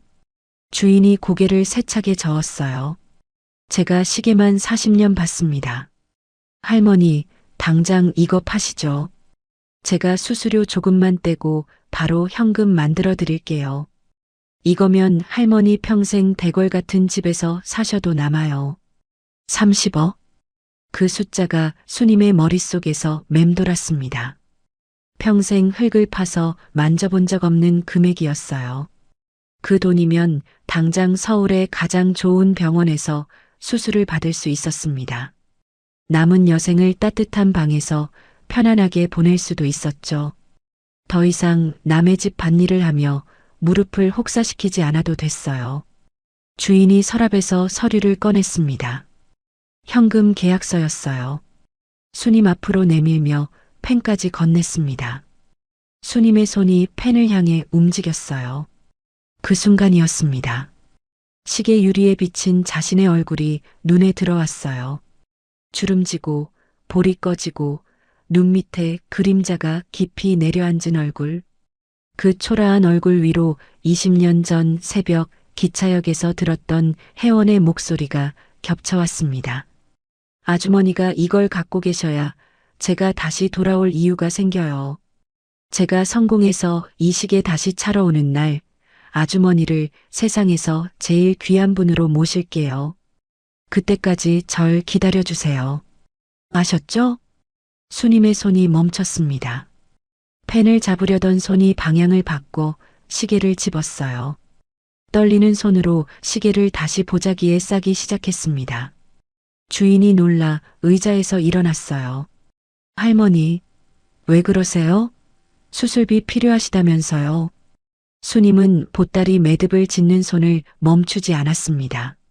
눈에 물기가 차올랐지만 목소리만은 단단했어요. 아니요. 못 팔겠소. 내가 살고 싶어서 여기까지 오긴 했는데 이걸 팔아서 내 목숨 연명하면 나중에 우리 아가씨가 돌아왔을 때 내가 무슨 낯으로 그 애를 보겠소. 수님이 보따리를 가슴에 꼭 안았습니다. 내 목숨 귀한 건 알아도 그 애가 나한테 맡긴 마음은 그것보다 더 무거운 법인데. 주인이 무슨 말인가 더 하려 했지만 수님은 이미 가게 문을 밀고 나서고 있었어요. 읍내거리에 오후의 햇살이 비치고 있었습니다. 수님은 보따리를 가슴에 안은 채 천천히 걸었어요. 살고 싶어서 찾아왔지만 결국 약속을 택하고 돌아가는 걸음이었습니다. 죽음을 각오한 걸음이었어요. 수님의 작고 굽은 등이 읍내 거리의 사람들 사이로 멀어져 갔습니다. 시계방을 다녀온 뒤 수님의 몸은 눈에 띄게 나빠졌습니다. 마당을 쓸다가 빗자루를 놓고 주저앉는 일이 잦아졌어요. 숨이 차서 한 발짝도 떼지 못하고 담벼락에 기대어 가슴을 움켜쥐는 시간이 길어졌습니다. 밥을 먹다가도 숟가락을 놓고 거친 숨을 몰아쉬었고 밤이면 가슴을 쥐어짜는 통증에 신음소리를 내며 뒤척였어요. 그 모습을 발견한 건 보건소 소장이었습니다. 수님이 마당에서 쓰러져 있는 걸 보고 달려왔어요. 수님의 손이 차갑고 입술에 핏기가 없고 숨소리가 쇳소리처럼 거칠었습니다. 소장은 더 이상 지켜볼 수 없었어요. 할머니, 이러다 정말 큰일 나요. 이건 시골 약으로 될 게 아니에요. 소장이 수님의 팔을 잡고 일으키며 말했습니다. 제가 아는 후배가 있는 서울 큰 병원에 연락해뒀으니까 당장 가세요. 여기 소견서 절대 잃어버리지 마시고요. 돈은 나중에 생각하고 일단 살고 봐야 할 거 아닙니까? 소장이 수님의 짐을 싸주었어요. 옷 한 벌, 수건, 소견서. 수님은 거기에 하나를 더 챙겼습니다. 장롱 깊숙이 넣어뒀던 낡은 보따리. 시계가 든 보따리였어요. 왜 가져가는지 자기도 설명할 수 없었습니다. 그냥 이상하게 오늘따라 이 시계가 눈에 밟혀서 손에서 놓을 수가 없었어요. 20년 만에 처음으로 마을을 떠나는 길이었습니다. 서울행 버스가 먼지를 날리며 출발했어요. 수님은 창가 자리에 앉아 보따리를 가슴에 꼭 안았습니다. 창밖으로 마당의 감나무가 멀어지고 있었어요. 가지마다 잎이 무성한 그 나무를 보며 수님이 조용히 중얼거렸습니다. 아줌마가 이 집 비우면 안 되는데. 금방 다녀올게요, 아가씨. 버스는 시골길을 빠져나와 고속도로에 올라탔습니다. 수님은 창밖을 보며 잠들지 못했어요. 20년 전 혜원이도 이 길로 떠났겠지. 버스보다 더 빠른 기차를 타고 이보다 더 먼 곳으로 갔겠지. 그때 그 아이는 얼마나 무서웠을까. 수님의 손이 보따리를 더 꽉 쥐었습니다. 서울에 도착했을 때 수님은 압도당했어요. 병원은 거대했습니다. 시골에서 보던 보건소와는 차원이 달랐어요.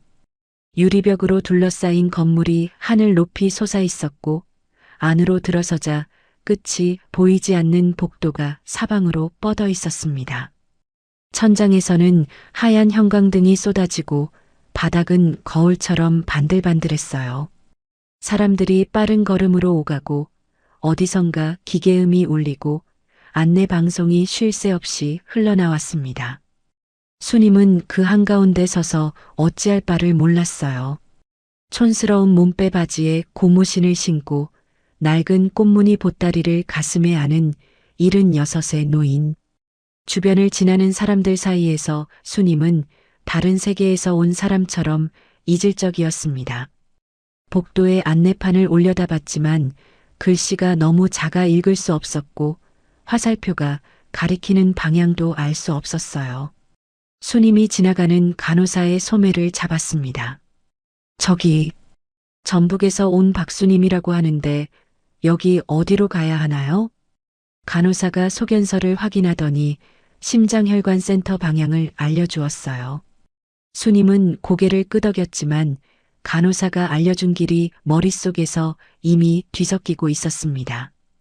엘리베이터를 타고 복도를 걸으며 두세 번을 더 물어서 겨우 심장혈관센터 대기실에 도착했어요. 대기실에는 사람이 많았습니다. 수님은 구석자리에 앉아 보따리를 무릎 위에 올렸어요. 주변의 환자들과 보호자들 사이에서 웅성거리는 소리가 들려왔습니다. 오늘 미국에서 온 그 교수님 진료하는 날이지? 수님 옆에 앉은 중년 여자가 보호자에게 말했어요. 맞아. 그 양반이 죽어가는 사람도 살려낸다며. 미국에서 못 고치는 심장이 없었다는데 이번에 한국으로 돌아왔다더라고. 수님은 그 대화를 멍하니 들었습니다.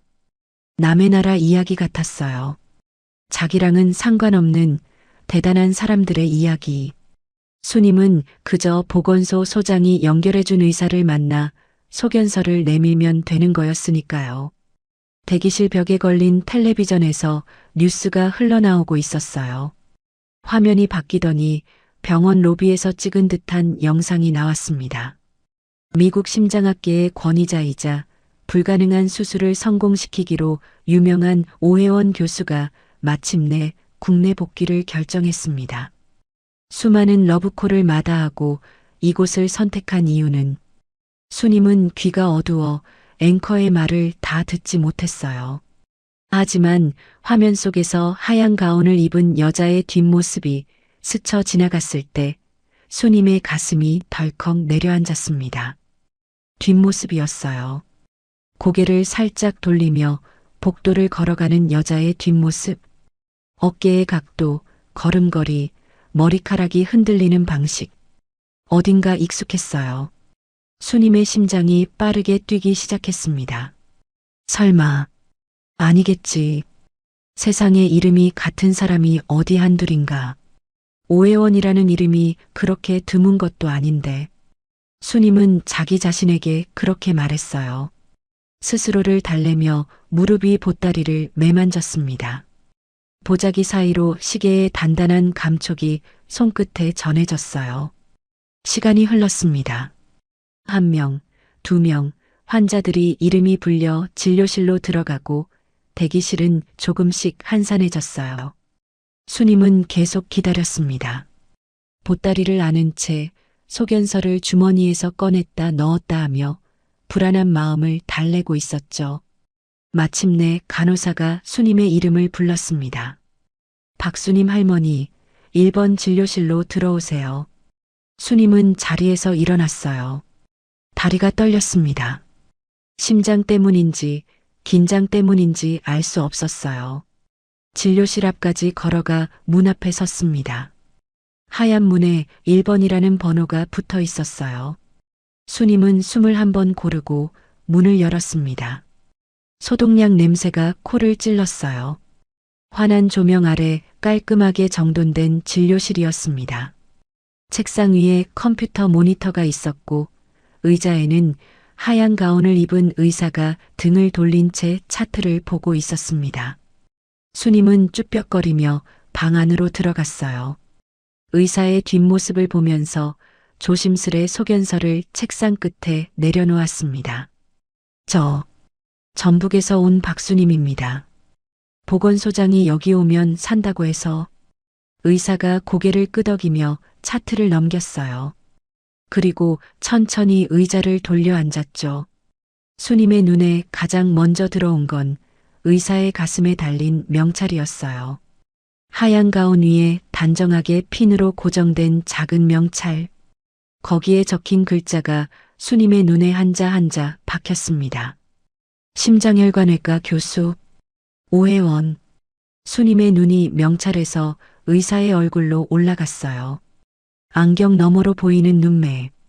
날카롭지만 어딘가 깊은 슬픔이 가라앉아 있는 눈이었습니다.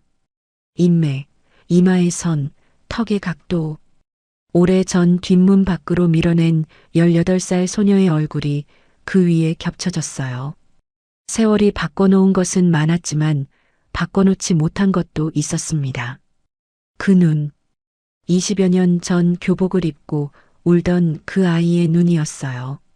수님의 팔에서 힘이 빠졌습니다. 가슴에 안고 있던 보따리가 바닥에 툭 떨어졌어요. 보자기가 풀리며 시계가 반쯤 드러났지만 수님은 주울 수 없었습니다. 온몸이 굳어버렸거든요. 의사도 움직이지 못했어요. 차트에서 환자의 이름을 확인하려 시선을 내리다가 거기 적힌 세 글자를 본 순간 그대로 멈춰버렸습니다.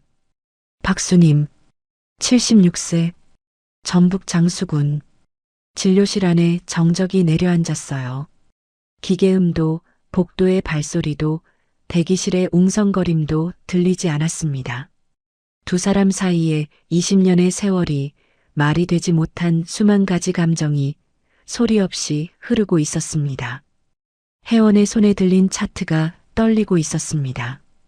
글자 하나하나가 혜원의 눈에 모처럼 박혔어요. 20년 동안 잠들기 전마다 떠올렸던 이름과 주소가 차트 위에 찍혀 있었습니다. 혜원의 눈동자가 지진이라도 난 듯 흔들렸어요. 심장이 멈추는 것 같았습니다. 천천히 고개를 들었습니다. 진료실 의자에 앉아있는 노인이 보였어요. 아까 바닥에 떨어뜨린 낡은 꽃무늬 보따리를 허겁지겁 주워 무릎 위에 올리고 놀란 눈으로 혜원을 바라보고 있었습니다. 혜원은 숨을 쉬는 법조차 잊은 채 노인의 얼굴을 뜯어봤어요. 주름진 눈가, 투박하게 부풀어 오른 손마디, 수건으로 질끈 묶은 하얀 머리카락, 기억 속 아주머니보다 훨씬 작아진 체구. 세월이 20년치를 한꺼번에 새겨놓은 것 같은 얼굴이었습니다. 하지만 혜원은 알아봤어요. 이 세상 어디에서든 몇십 년이 흘러도 알아볼 수 있는 사람이었으니까요. 혜원의 목소리가 터져 나왔습니다. 형편없이 떨리는 목소리였어요. 혹시, 박수님, 아주머니세요? 수님의 입이 벌어졌습니다. 입술이 떨렸어요. 말이 되지 않는 소리가 목 안에서 맴돌다가 겨우 빠져나왔습니다. 아가씨? 설마, 우리 혜원 아가씨? 그 한마디에 혜원이 무너졌습니다. 의자에서 벌떡 일어나 수님에게 달려갔어요. 그리고 수님 앞에 무릎을 꿇었습니다. 세계적인 권위자라 불리는 심장외과 교수가 촌스러운 몸빼 바지를 입은 노인 앞에 아이처럼 무릎을 꿇었습니다. 혜원은 수님의 무릎 위에 얼굴을 묻고 통곡했어요. 참았던 오열이 댐이 터지듯 쏟아져 나왔습니다. 아주머니, 저예요, 혜원이. 저 의사 됐어요. 아주머니가 저 살려주셔서 저 이렇게 의사 됐는데. 혜원의 어깨가 크게 들썩였어요. 말을 잇지 못하고 울음이 먼저 터져 나왔습니다. 겨우 숨을 고르고 다시 말을 이었습니다. 어쩌다 이 병원까지 오신 거예요? 심장이 많이 안 좋으신 거예요? 제가 너무 늦게 왔죠. 너무 늦게 찾았죠. 이제 아주머니 찾으러 가려 했는데. 혜원은 말끝을 흐렸어요. 수님의 무릎 위에서 고개를 들지 못했습니다. 20년이었어요. 20년 동안 이 사람을 찾지 못했다는 죄책감이, 이 사람이 지금 환자로 앉아 있다는 현실이 혜원의 가슴을 짓눌렀습니다. 진료실 밖 대기실에는 수십 명의 환자가 기다리고 있었어요. 시간이 한참 지나도 진료실 문이 열리지 않자 간호사가 당황해서 문을 열어봤습니다. 그리고 굳어버렸죠. 세계적인 권위자라 불리는 교수가 환자 앞에서 무릎을 꿇고 울고 있었으니까요. 혜원이 고개를 돌려 간호사를 봤어요. 눈물범벅이 된 얼굴이었지만 목소리에는 흔들림이 없었습니다. 오늘 오전 진료 다 미루세요. 아무도 들이지 마세요. 간호사가 고개를 끄덕이고 문을 닫았어요. 진료실 안에 다시 두 사람만 남았습니다. 한참을 울었습니다.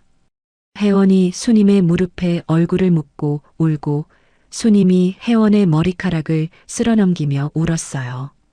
수님의 거친 손이 혜원의 머리를 토닥이는 그 손길은 20년 전 시골집에서와 똑같았습니다. 세월이 수님의 등을 굽히고 머리카락을 하얗게 만들었지만 혜원을 어루만지는 그 손만은 바꿔놓지 못했어요. 울음이 잦아들 무렵 수님이 떨리는 손으로 무릎 위에 보따리를 풀었습니다. 낡은 보자기가 벗겨지자 그 안에서 시계가 모습을 드러냈어요. 20년 전 혜원이 수님의 손바닥 위에 올려놓았던 바로 그 시계. 진료실의 형광등 아래에서 시계가 눈부신 광채를 냈습니다. 20년 세월이 무색할 만큼 깨끗했어요. 수님이 해마다 정성스레 닦아온 흔적이었죠. 수님이 시계를 혜원의 손에 쥐어주었습니다. 오늘 아침에 이상하게 이 시계가 눈에 밟히더라니. 왠지 꼭 가지고 나오고 싶더라고요. 우리 아가씨 만나려고 그랬나 봐요. 수님의 목소리가 떨렸지만 얼굴에는 미소가 떠올라 있었어요. 이거 돌려주려고 내가 20년을 가지고 있었어요. 나 죽으면 이거 아가씨 못 찾아줄까봐 그거 무서워서 여태껏 안 죽고 버텼나 봐요. 혜원은 시계를 받아들었습니다. 손바닥 위에 놓인 시계의 무게가 느껴졌어요. 20년 전에는 이 무게가 부모님의 마지막 유산이었습니다. 하지만 지금 이 시계에는 그것보다 훨씬 무거운 것이 담겨 있었어요. 수님이 20년간 지켜낸 약속. 자기 목숨까지 걸면서 지켜낸 신뢰. 혜원은 시계를 가슴에 품고 다시 울음을 터뜨렸습니다. 아주머니, 이거 팔아서라도 얼른 수술 받으시지. 왜 이걸 여태 가지고 계셨어요? 왜?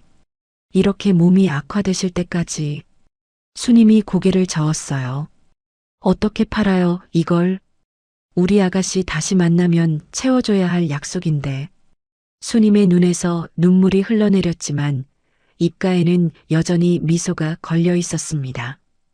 이제 됐어요. 이렇게 훌륭한 의사 선생님이 된 걸 봤으니 난 이제 죽어도 여한이 없어요. 혜원은 시계를 내려다봤습니다. 그리고 천천히 손목에 채웠어요. 잠금 장치를 잠그는 찰칵 소리가 조용한 진료실에 울렸습니다. 20년 만에 시계가 제자리로 돌아온 거였어요. 시계 유리에 혜원의 얼굴이 비쳤습니다. 울먹이던 18소녀가 아니라 사람을 살리는 의사의 얼굴이었죠. 혜원은 수님의 손을 잡아 자기 뺨에 갖다 댔습니다. 수님의 거칠고 갈라진 손바닥이 혜원의 뺨에 닿았어요. 그 손이었습니다. 시골집에서 밥을 떠넣어 주던 손, 헝클어진 머리카락을 넘겨주던 손, 뒷문 밖으로 밀어내던 손. 20년이 지나도 그 손길의 온도는 변하지 않았어요. 혜원이 눈물을 닦았습니다. 그리고 수님의 눈을 똑바로 바라봤어요. 이제 혜원의 눈에는 눈물 대신 다른 것이 차올라 있었습니다. 결이었어요. 아니요, 아주머니. 죽긴 왜 죽어요? 혜원의 목소리가 달라져 있었습니다. 울음이 섞인 떨리는 목소리가 아니었어요. 환자 앞에서 흔들리지 않는 의사의 목소리였습니다.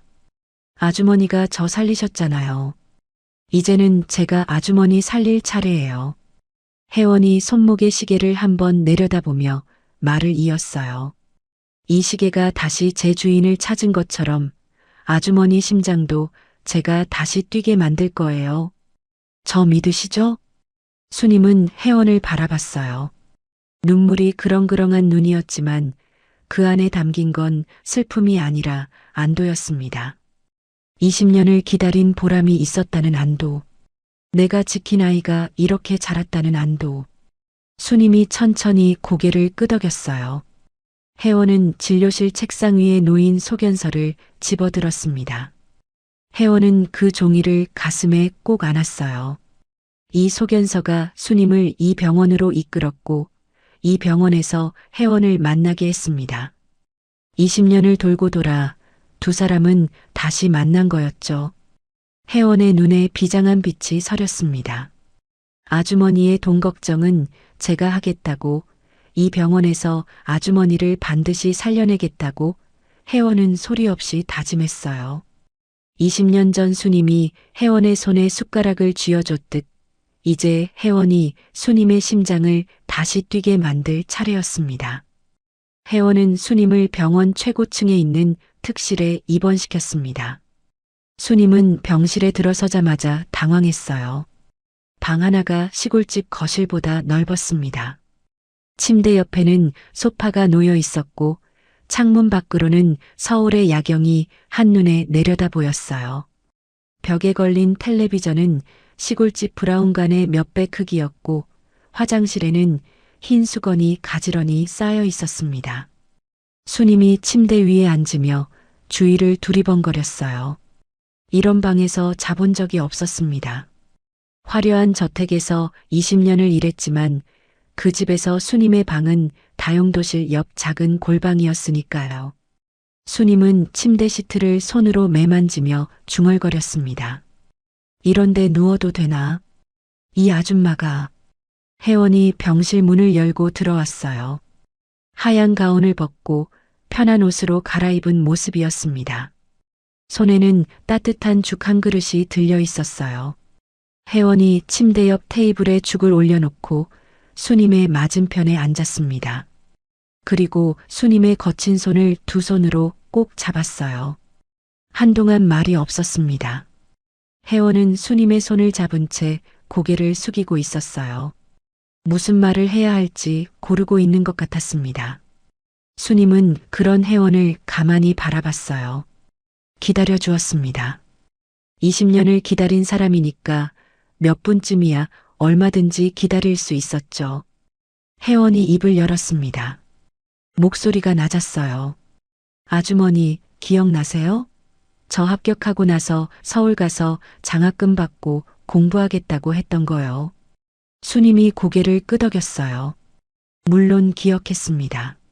새벽 기차역에서 혜원을 보내던 그날, 장학금 받을 방법을 알아냈으니 집 팔지 말라던 그 말. 혜원이 수님의 손을 더 꽉 쥐었어요. 그리고 고개를 들어 수님의 눈을 바라봤습니다. 사실 그거 다 거짓말이었어요. 수님의 눈이 커졌습니다. 서울 가면 아주머니가 제 등록금 대시려고 하나뿐인 집이랑 텃밭까지 다 파실 거 알았거든요. 마당에서 이웃집 아저씨한테 부탁하시는 거 저 다 들었어요. 저 때문에 아주머니 인생이 통째로 없어지는 걸 차마 볼 수가 없었어요. 수님이 입을 벌렸다가 다물었어요. 뭐라 말을 하려 했지만 혜원이 먼저 이었습니다. 그리고 서울은 너무 무서웠어요. 그 사채업자들이 제 학적부라도 뒤져서 저 찾아내면 아주머니까지 위험해질까봐. 그래서 아예 아무도 찾을 수 없는 곳으로 떠나기로 했던 거예요. 혜원의 목소리가 떨렸어요. 그게 아주머니랑 저 둘 다 살리는 길이라고 믿었거든요. 수님은 아무 말도 하지 못했습니다. 혜원을 멍하니 바라볼 뿐이었어요.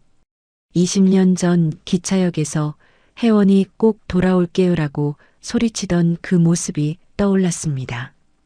그때 혜원은 이미 서울이 아닌 더 먼 곳으로 떠날 결심을 하고 있었던 거였어요. 홀로 세상 끝으로 떠나면서도 아주머니에게는 장학금 받겠다고 거짓말을 한 거였습니다. 수님이 걱정할까봐, 수님이 자기를 붙잡을까봐. 혜원이 말을 이었어요. 미국에서의 이야기였습니다. 미국에 도착했을 때 혜원의 주머니에는 아무것도 없었어요. 말도 통하지 않는 나라에서 혼자 살아남아야 했습니다. 낮에는 식당 주방에서 바닥을 닦고 그릇을 씻었어요. 기름때가 낀 바닥을 무릎 꿇고 걸레질하면서 서울 저택의 대리석 바닥이 떠오른 적도 있었죠. 밤이면 좁은 원룸 책상 앞에 앉아 의학교재를 펼쳤습니다. 영어로 된 두꺼운 책을 한 페이지씩 넘기며 코피를 쏟을 때까지 공부했어요. 포기하고 싶은 밤이 셀 수 없이 많았습니다. 뜨거운 물에 데인 손으로 교재를 넘기면서 이게 무슨 소용인가 싶은 날도 있었어요. 그럴 때마다 혜원의 머릿속에 떠오르는 풍경이 있었습니다. 시골집 툇마루, 수님이 밥을 차려주던 그 자리, 된장국 김이 모락모락 나던 그 아침. 혜원은 그 장면을 눈앞에 그리며 버텼어요. 미국에서 포기하고 싶을 때마다 그 시골집 툇마루에서 제 밥 챙겨주시던 아주머니 생각만 했어요. 혜원의 목소리가 젖어 있었습니다. 내가 꼭 성공해서 아주머니가 흘린 땀방울 하나하나 다 갚아드리겠다고 매일 밤 다짐했어요. 장학금을 받아 의대에 들어갔고 졸업 후 미국 최고의 대학병원에서 수련을 시작했습니다. 잠을 3시간밖에 자지 못하는 날들이 이어졌지만 혜원은 쓰러지지 않았어요. 쓰러질 수 없었습니다. 돌아가야 할 사람이 있었으니까요. 그리고 의사가 되자마자 혜원이 제일 먼저 한 일이 있었어요. 그렇게 의사 되자마자 제일 먼저 한 일이 우리 부모님 사건 다시 조사하는 거였어요. 수님이 숨을 멈췄습니다. 변호사들 고용해서 끈질기게 매달린 끝에 아빠한테 누명 씌웠던 놈들 다 잡아냈어요. 그 사람들 지금 교도소에 있어요. 성운 그룹 배임 사건의 실제 주범이 밝혀지면서 아빠한테 씌워졌던 혐의가 전부 무죄로 뒤집어졌어요. 혜원이 수님의 두 손을 꽉 잡았습니다. 이제 우리 부모님 죄인 아니에요, 아주머니. 억울한 빚도 제가 다 갚았고요. 수님의 눈에서 눈물이 쏟아졌어요. 두 손으로 얼굴을 감싸며 가슴을 쳤습니다. 회장님이, 사모님이 죄인이 아니었다니. 20년 동안 송구하다고 제가 아가씨를 잘 못 지켰다고 울던 그 세월이 무너져 내렸어요. 그분들이 결백했다는 걸 우리 아가씨가 증명해냈다는 사실에 수님은 소리내어 울었습니다. 동시에 그 모든 것을 혼자 해낸 혜원이가 견뎠을 외로움과 고통을 생각하니 가슴이 찢어졌어요. 혜원이 수님의 등을 토닥이며 말을 이었습니다. 목소리가 밝아져 있었어요. 그거 다 해결하자마자 제가 한국행 비행기 탔어요. 아주머니 찾아서 이제 고생 끝났다고 저랑 같이 살자고 말씀드리려고요. 다음 주에 바로 그 시골집으로 내려가려고 했는데 혜원이 웃었습니다. 눈물이 묻은 얼굴로 웃는 모습이었어요. 아주머니가 이렇게 절 먼저 찾아와 주셨네요. 우리 정말 인연인가 봐요. 수님은 혜원의 얼굴을 한참 들여다보다가 문득 걱정스러운 표정을 지었어요. 기쁨이 가라앉자 현실적인 생각이 밀려온 거였습니다. 난 아가씨가 이렇게 당당해진 거 봤으니 죽어도 여한이 없어요. 근데 수님이 시선을 떨구며 말했습니다. 괜히 나 같은 노인네 수술하다가 잘못되면 아가씨 명성에 흠갈까봐 그게 겁나요. 혜원의 표정이 단단해졌어요. 수님의 눈을 깊게 응시하며 입을 열었습니다. 아주머니, 저 세계 최고의 심장 권위자라는 소리 듣고 한국에 왔어요. 수천 명의 환자를 살리면서도 단 한순간도 아주머니 잊은 적 없어요. 혜원이 손목의 시계를 수님에게 보여줬어요. 제 손목엔 아주머니의 인생이 담겨 있어요. 절 믿으셔야 해요. 아주머니가 저 살려주셨듯 이제 제가 아주머니 고쳐드릴게요. 수님이 고개를 끄덕였습니다. 미소를 지으며 고개를 끄덕이는 수님의 눈에서 눈물이 한 줄기 흘러내렸어요. 더 이상 거부하지 않았습니다. 이 아이를 믿기로 한 거였어요. 20년 전에도 이 아이를 믿고 보냈듯이 지금도 이 아이의 손에 자신의 목숨을 맡기기로 한 것이었습니다. 수술 전날 밤이었어요. 병실에 달빛이 비치고 있었습니다. 혜원이 수님의 침대 옆에 앉아 있었어요. 수님의 머리카락을 빗으로 정리해주고 있었습니다. 정확히 20년 전 뒷문 앞에서 수님이 혜원의 헝클어진 머리를 넘겨주던 그 손길과 같은 방향이었어요. 다만 이번에는 위치가 바뀌어 있었죠. 혜원이 머리를 빗겨주고 수님이 가만히 눈을 감고 있었습니다.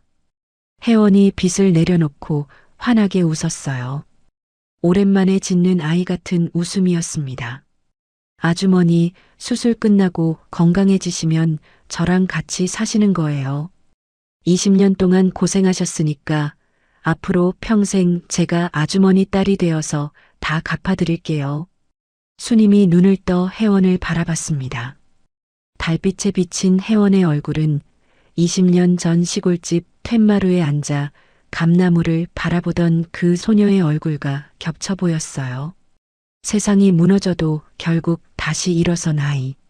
그 아이가 지금 자기 곁에 앉아 있었습니다. 수님이 혜원의 손을 잡았어요. 힘이 많이 빠진 손이었지만 혜원의 손가락을 감싸는 그 악력만은 단단했습니다. 병실 창밖으로 달빛이 비치고 그 빛 아래서 두 사람의 그림자가 나란히 놓여 있었어요. 20년의 기다림과 한이 천천히 녹아내리는 밤이었습니다. 수술은 8시간이 걸렸습니다. 혜원이 수술실에 들어간 건 아침 8시였어요. 수술실 문 위에 붙은 붉은 등이 켜졌고 그 등이 꺼지지 않은 채 오전이 지나고 오후가 왔습니다. 복도에서 기다리던 간호사들은 시간이 지날수록 불안한 얼굴이 되었어요. 76세 노인의 심장 수술. 쉬운 수술이 아니었습니다. 게다가 집도의가 환자와 개인적인 관계라는 소문이 병원 안에 퍼져 있었죠.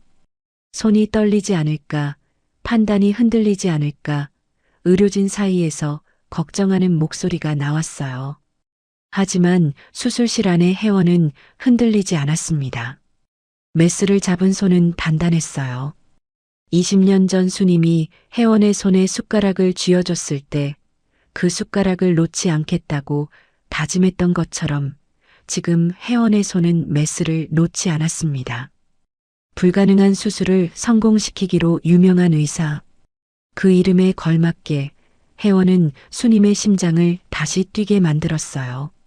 오후 4시 수술실의 붉은 등이 꺼졌습니다. 문이 열리고 혜원이 걸어 나왔어요. 수술복이 땀에 젖어 있었고 마스크 자국이 양볼에 붉게 남아 있었습니다. 8시간 동안 서 있었던 다리가 풀려 비틀거릴 뻔했지만 혜원의 얼굴에는 미소가 떠올라 있었어요. 환한 미소였습니다. 기다리고 있던 간호사들에게 고개를 끄덕여 보이며 혜원이 말했어요. 성공이에요. 그 한마디에 복도에 안도의 한숨이 퍼졌습니다. 중환자실로 옮겨진 수님은 하루가 지나서야 의식을 되찾았어요. 천천히 눈을 떴습니다. 천장에 하얀 형광등이 보였어요. 어디인지 모르는 방이었습니다. 코에 산소줄이 걸려 있었고 팔에 수액이 연결되어 있었어요. 손가락 하나 움직이기 힘들었습니다. 그때 무언가 따뜻한 것이 왼손을 감싸고 있다는 걸 느꼈어요. 고개를 돌렸습니다. 혜원이었어요. 침대 옆 의자에 앉아 수님의 손을 두 손으로 꼭 잡은 채 잠들어 있었습니다. 고개가 침대 난간에 기대어 있었고 얼굴에는 피로가 짙게 내려앉아 있었어요. 밤을 지새운 게 분명했습니다. 수술을 마치고도 곁을 떠나지 않은 거였죠. 수님이 희미한 목소리로 말했어요. 아가씨, 저 산 건가요? 혜원이 눈을 떴습니다. 수님의 눈이 떠져 있는 것을 확인하자 혜원의 얼굴이 일그러졌어요. 울음인지 웃음인지 모를 표정이었습니다. 혜원이 수님의 손을 들어 자기 뺨에 갖다 댔어요. 네, 아주머니. 수술 아주 잘 됐어요. 이제 아주머니 심장 새 것처럼 튼튼해요. 저랑 오래오래 행복하게 사시는 일만 남았어요. 수님의 눈가에 물기가 번졌습니다. 입술이 달싹였어요. 고맙다는 말을 하려는 것 같았지만 목소리가 나오지 않았습니다. 대신 수님의 손에 미세하게 힘이 들어갔어요. 혜원의 손을 쥐는 힘. 그것이 수님이 할 수 있는 전부였지만 혜원에게는 그것으로 충분했습니다. 회복은 순조로웠어요. 혜원이 직접 모든 과정을 관리했습니다. 수님의 약 시간, 식사 메뉴, 재활 운동 하나하나를 챙겼어요. 간호사들이 하겠다고 해도 혜원은 고집을 부렸습니다. 수님의 혈압을 직접 재고 상처 부위를 직접 확인했어요. 퇴원하는 날이 왔어요. 혜원은 수님에게 새 옷을 사다 입혀줬습니다. 촌스러운 몸빼 바지와 낡은 고무신 대신 따뜻한 니트와 부드러운 외투, 편한 구두를 신겨줬어요. 수님은 거울 앞에서 자기 모습을 보며 쑥스러워했습니다. 이런 옷 처음 입어본다며 옷 매무새를 연거푸 고쳐 잡았어요. 병원을 나선 혜원이 수님을 차에 태운 뒤 서울이 아닌 다른 곳으로 향했습니다. 수님이 창밖을 보며 물었어요. 어디 가는 거냐고. 혜원은 대답 대신 미소만 지었습니다. 차가 멈춘 곳은 한적한 산기슭이었어요. 잘 정돈된 묘역이 보였습니다. 혜원이 수님의 팔을 잡고 조심스레 걸어 올라갔어요. 묘역 중간쯤에 나란히 놓인 두 개의 묘비 앞에서 혜원이 발을 멈추었습니다. 아버지 오진철, 그리고 그 옆에 어머니 한희숙의 이름. 부모님의 묘소였어요. 20년 전에는 장례식에도 가지 못했습니다. 죄인의 가족으로 낙인 찍혀 도망자 신분이었으니까요. 부모님의 마지막 길에 꽃 한 송이 놓아주지 못한 것이 혜원에게 평생의 한이었어요. 하지만 이제는 달랐습니다. 혜원은 묘비 앞에 무릎을 꿇었어요. 수님의 손을 잡은 채였습니다. 아빠, 엄마, 저 약속 지켰어요. 혜원의 목소리가 떨렸지만 울지 않으려고 애쓰고 있었어요. 아주머니가 저 어떻게 키워주셨는지 다 보셨죠? 저 이제 부모님 누명도 다 벗겨드렸고 억울한 빚도 제가 다 해결했어요. 이제 우리 가족 아무도 손가락질 못해요. 수님이 혜원 곁에서 묘비를 바라봤습니다. 돌에 새겨진 이름을 거친 손으로 천천히 어루만졌어요. 20년간 이 묘소에 오지 못했습니다. 와야 한다고 생각하면서도 혜원이 돌아올 집을 비울 수 없어서 오지 못했어요. 수님의 입에서 오열이 터져 나왔습니다. 회장님, 사모님, 보셨지요? 우리 아가씨가 이렇게 훌륭해져서 돌아왔습니다. 저도 이제야 무거운 짐을 내려놓습니다. 두 사람은 묘비 앞에서 한참을 울었어요. 바람이 불어 나뭇잎이 흩날렸고 그 소리가 마치 부모님이 대답하는 것 같았습니다. 혜원은 가져온 꽃다발을 묘비 앞에 내려놓았어요. 20년 늦은 인사였지만 마침내 완성된 인사였습니다. 며칠 뒤 혜원은 수님을 자신의 집으로 데려왔어요. 넓고 아늑한 저택이었습니다. 재벌가의 저택과는 분위기가 달랐어요. 화려하지 않았지만 따뜻했습니다. 혜원이 수님을 데리고 간 곳은 2층 끝에 있는 방이었어요. 문을 열자 햇살이 가득 쏟아지는 넓은 방이 나타났습니다. 창문이 남쪽을 향해 있어 하루 종일 빛이 들어오는 방이었어요. 침대 위에는 새로 산 이불이 정갈하게 펼쳐져 있었고 선반에는 꽃이 꽂혀 있었습니다. 혜원이 수님의 앞에 무릎을 굽히고 앉았어요. 혜원이 손목의 시계를 수님에게 보여줬어요. 20년 동안 수님이 지켜온 바로 그 시계가 혜원의 손목에서 빛나고 있었습니다. 아주머니, 시계방 주인이 이거 30억 준다고 했을 때 안 파셨다고 하셨잖아요. 그때 마음 안 흔들리셨어요? 그 돈이면 아주머니 수술도 받고 평생 호강하셨을 텐데. 수님이 고개를 저었어요. 주름진 얼굴에 미소가 번졌습니다. 30억이 아니라 300억을 준대도 안 바꿨을 거예요. 이건 돈이 아니라 우리 아가씨 약속이고 내 심장이었으니까. 혜원의 눈에 물기가 차올랐어요. 수님의 두 손을 꽉 잡았습니다. 거칠고 갈라지고 마디가 부풀어 오른 손. 20년간 혜원 대신 흙을 파고 그릇을 닦고 빨래를 비벼 빤 손이었습니다. 아주머니는 이제 저희 집 가정부가 아니에요. 제 하나뿐인 어머니예요. 혜원이 숨을 한번 들이쉬고 말했습니다. 엄마, 고마워요. 살아있어줘서. 엄마. 그 한마디에 수님의 얼굴이 무너졌어요. 입술을 꽉 깨물었지만 소용없었습니다. 참았던 울음이 터져 나왔어요. 수님이 혜원을 끌어안았습니다. 가느다란 팔이었지만 힘이 있었어요. 놓치지 않겠다는 듯 꼭 안았습니다. 혜원도 수님을 안았어요.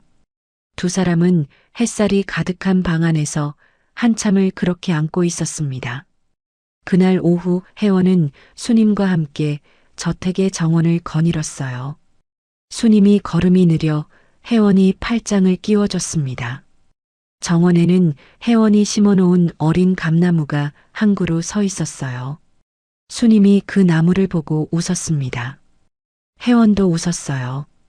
아무 말도 하지 않았지만 두 사람 다 같은 생각을 하고 있었습니다. 시골집 마당의 감나무였죠. 정원 한쪽 벤치에 나란히 앉았어요. 혜원이 과일을 깎아 수님의 손에 쥐어줬습니다.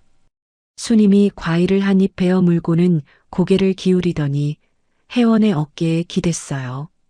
따뜻한 오후의 햇살이 두 사람 위에 내려앉았습니다. 수님의 눈이 천천히 감겼어요. 20년 만에 처음으로 깊고 편안한 잠이 찾아왔습니다. 더 이상 혜원을 기다리며 뜬 눈으로 밤을 지새울 필요가 없었으니까요. 혜원은 잠든 수님의 어깨에 담요를 살며시 덮어줬어요. 그리고 자기 손목의 시계를 내려다봤습니다. 초침이 또각또각 움직이고 있었어요. 20년 전 멈춰버린 줄 알았던 시간이 다시 흐르기 시작하고 있었습니다. 구름 사이로 빛이 쏟아지고 있었습니다. 아버지가 보고 있을 것 같았어요. 어머니도 그 빛이 수님의 잠든 얼굴 위에 내려앉는 걸 보며 혜원은 조용히 미소 지었습니다. 사실 이 이야기를 준비하면서 가장 오래 생각한 장면이 있어요. 수님이 30억짜리 시계를 품에 안고 돌아서는 그 뒷모습이었습니다. 목숨이 달린 상황에서도 약속을 지킨 사람, 그리고 그 약속을 기억하고 끝내 돌아온 사람. 이 두 사람의 이야기가 저는 오래도록 잊히지 않을 것 같아요. 꼭 거창한 게 아니어도 괜찮습니다. 오늘 하루 내 곁에서 묵묵히 버텨준 사람에게 고맙다는 말 한마디. 그게 누군가에게는 20년을 버틸 힘이 될 수도 있으니까요. 끝까지 함께해 주신 여러분, 정말 감사합니다. 인생 나날이었습니다.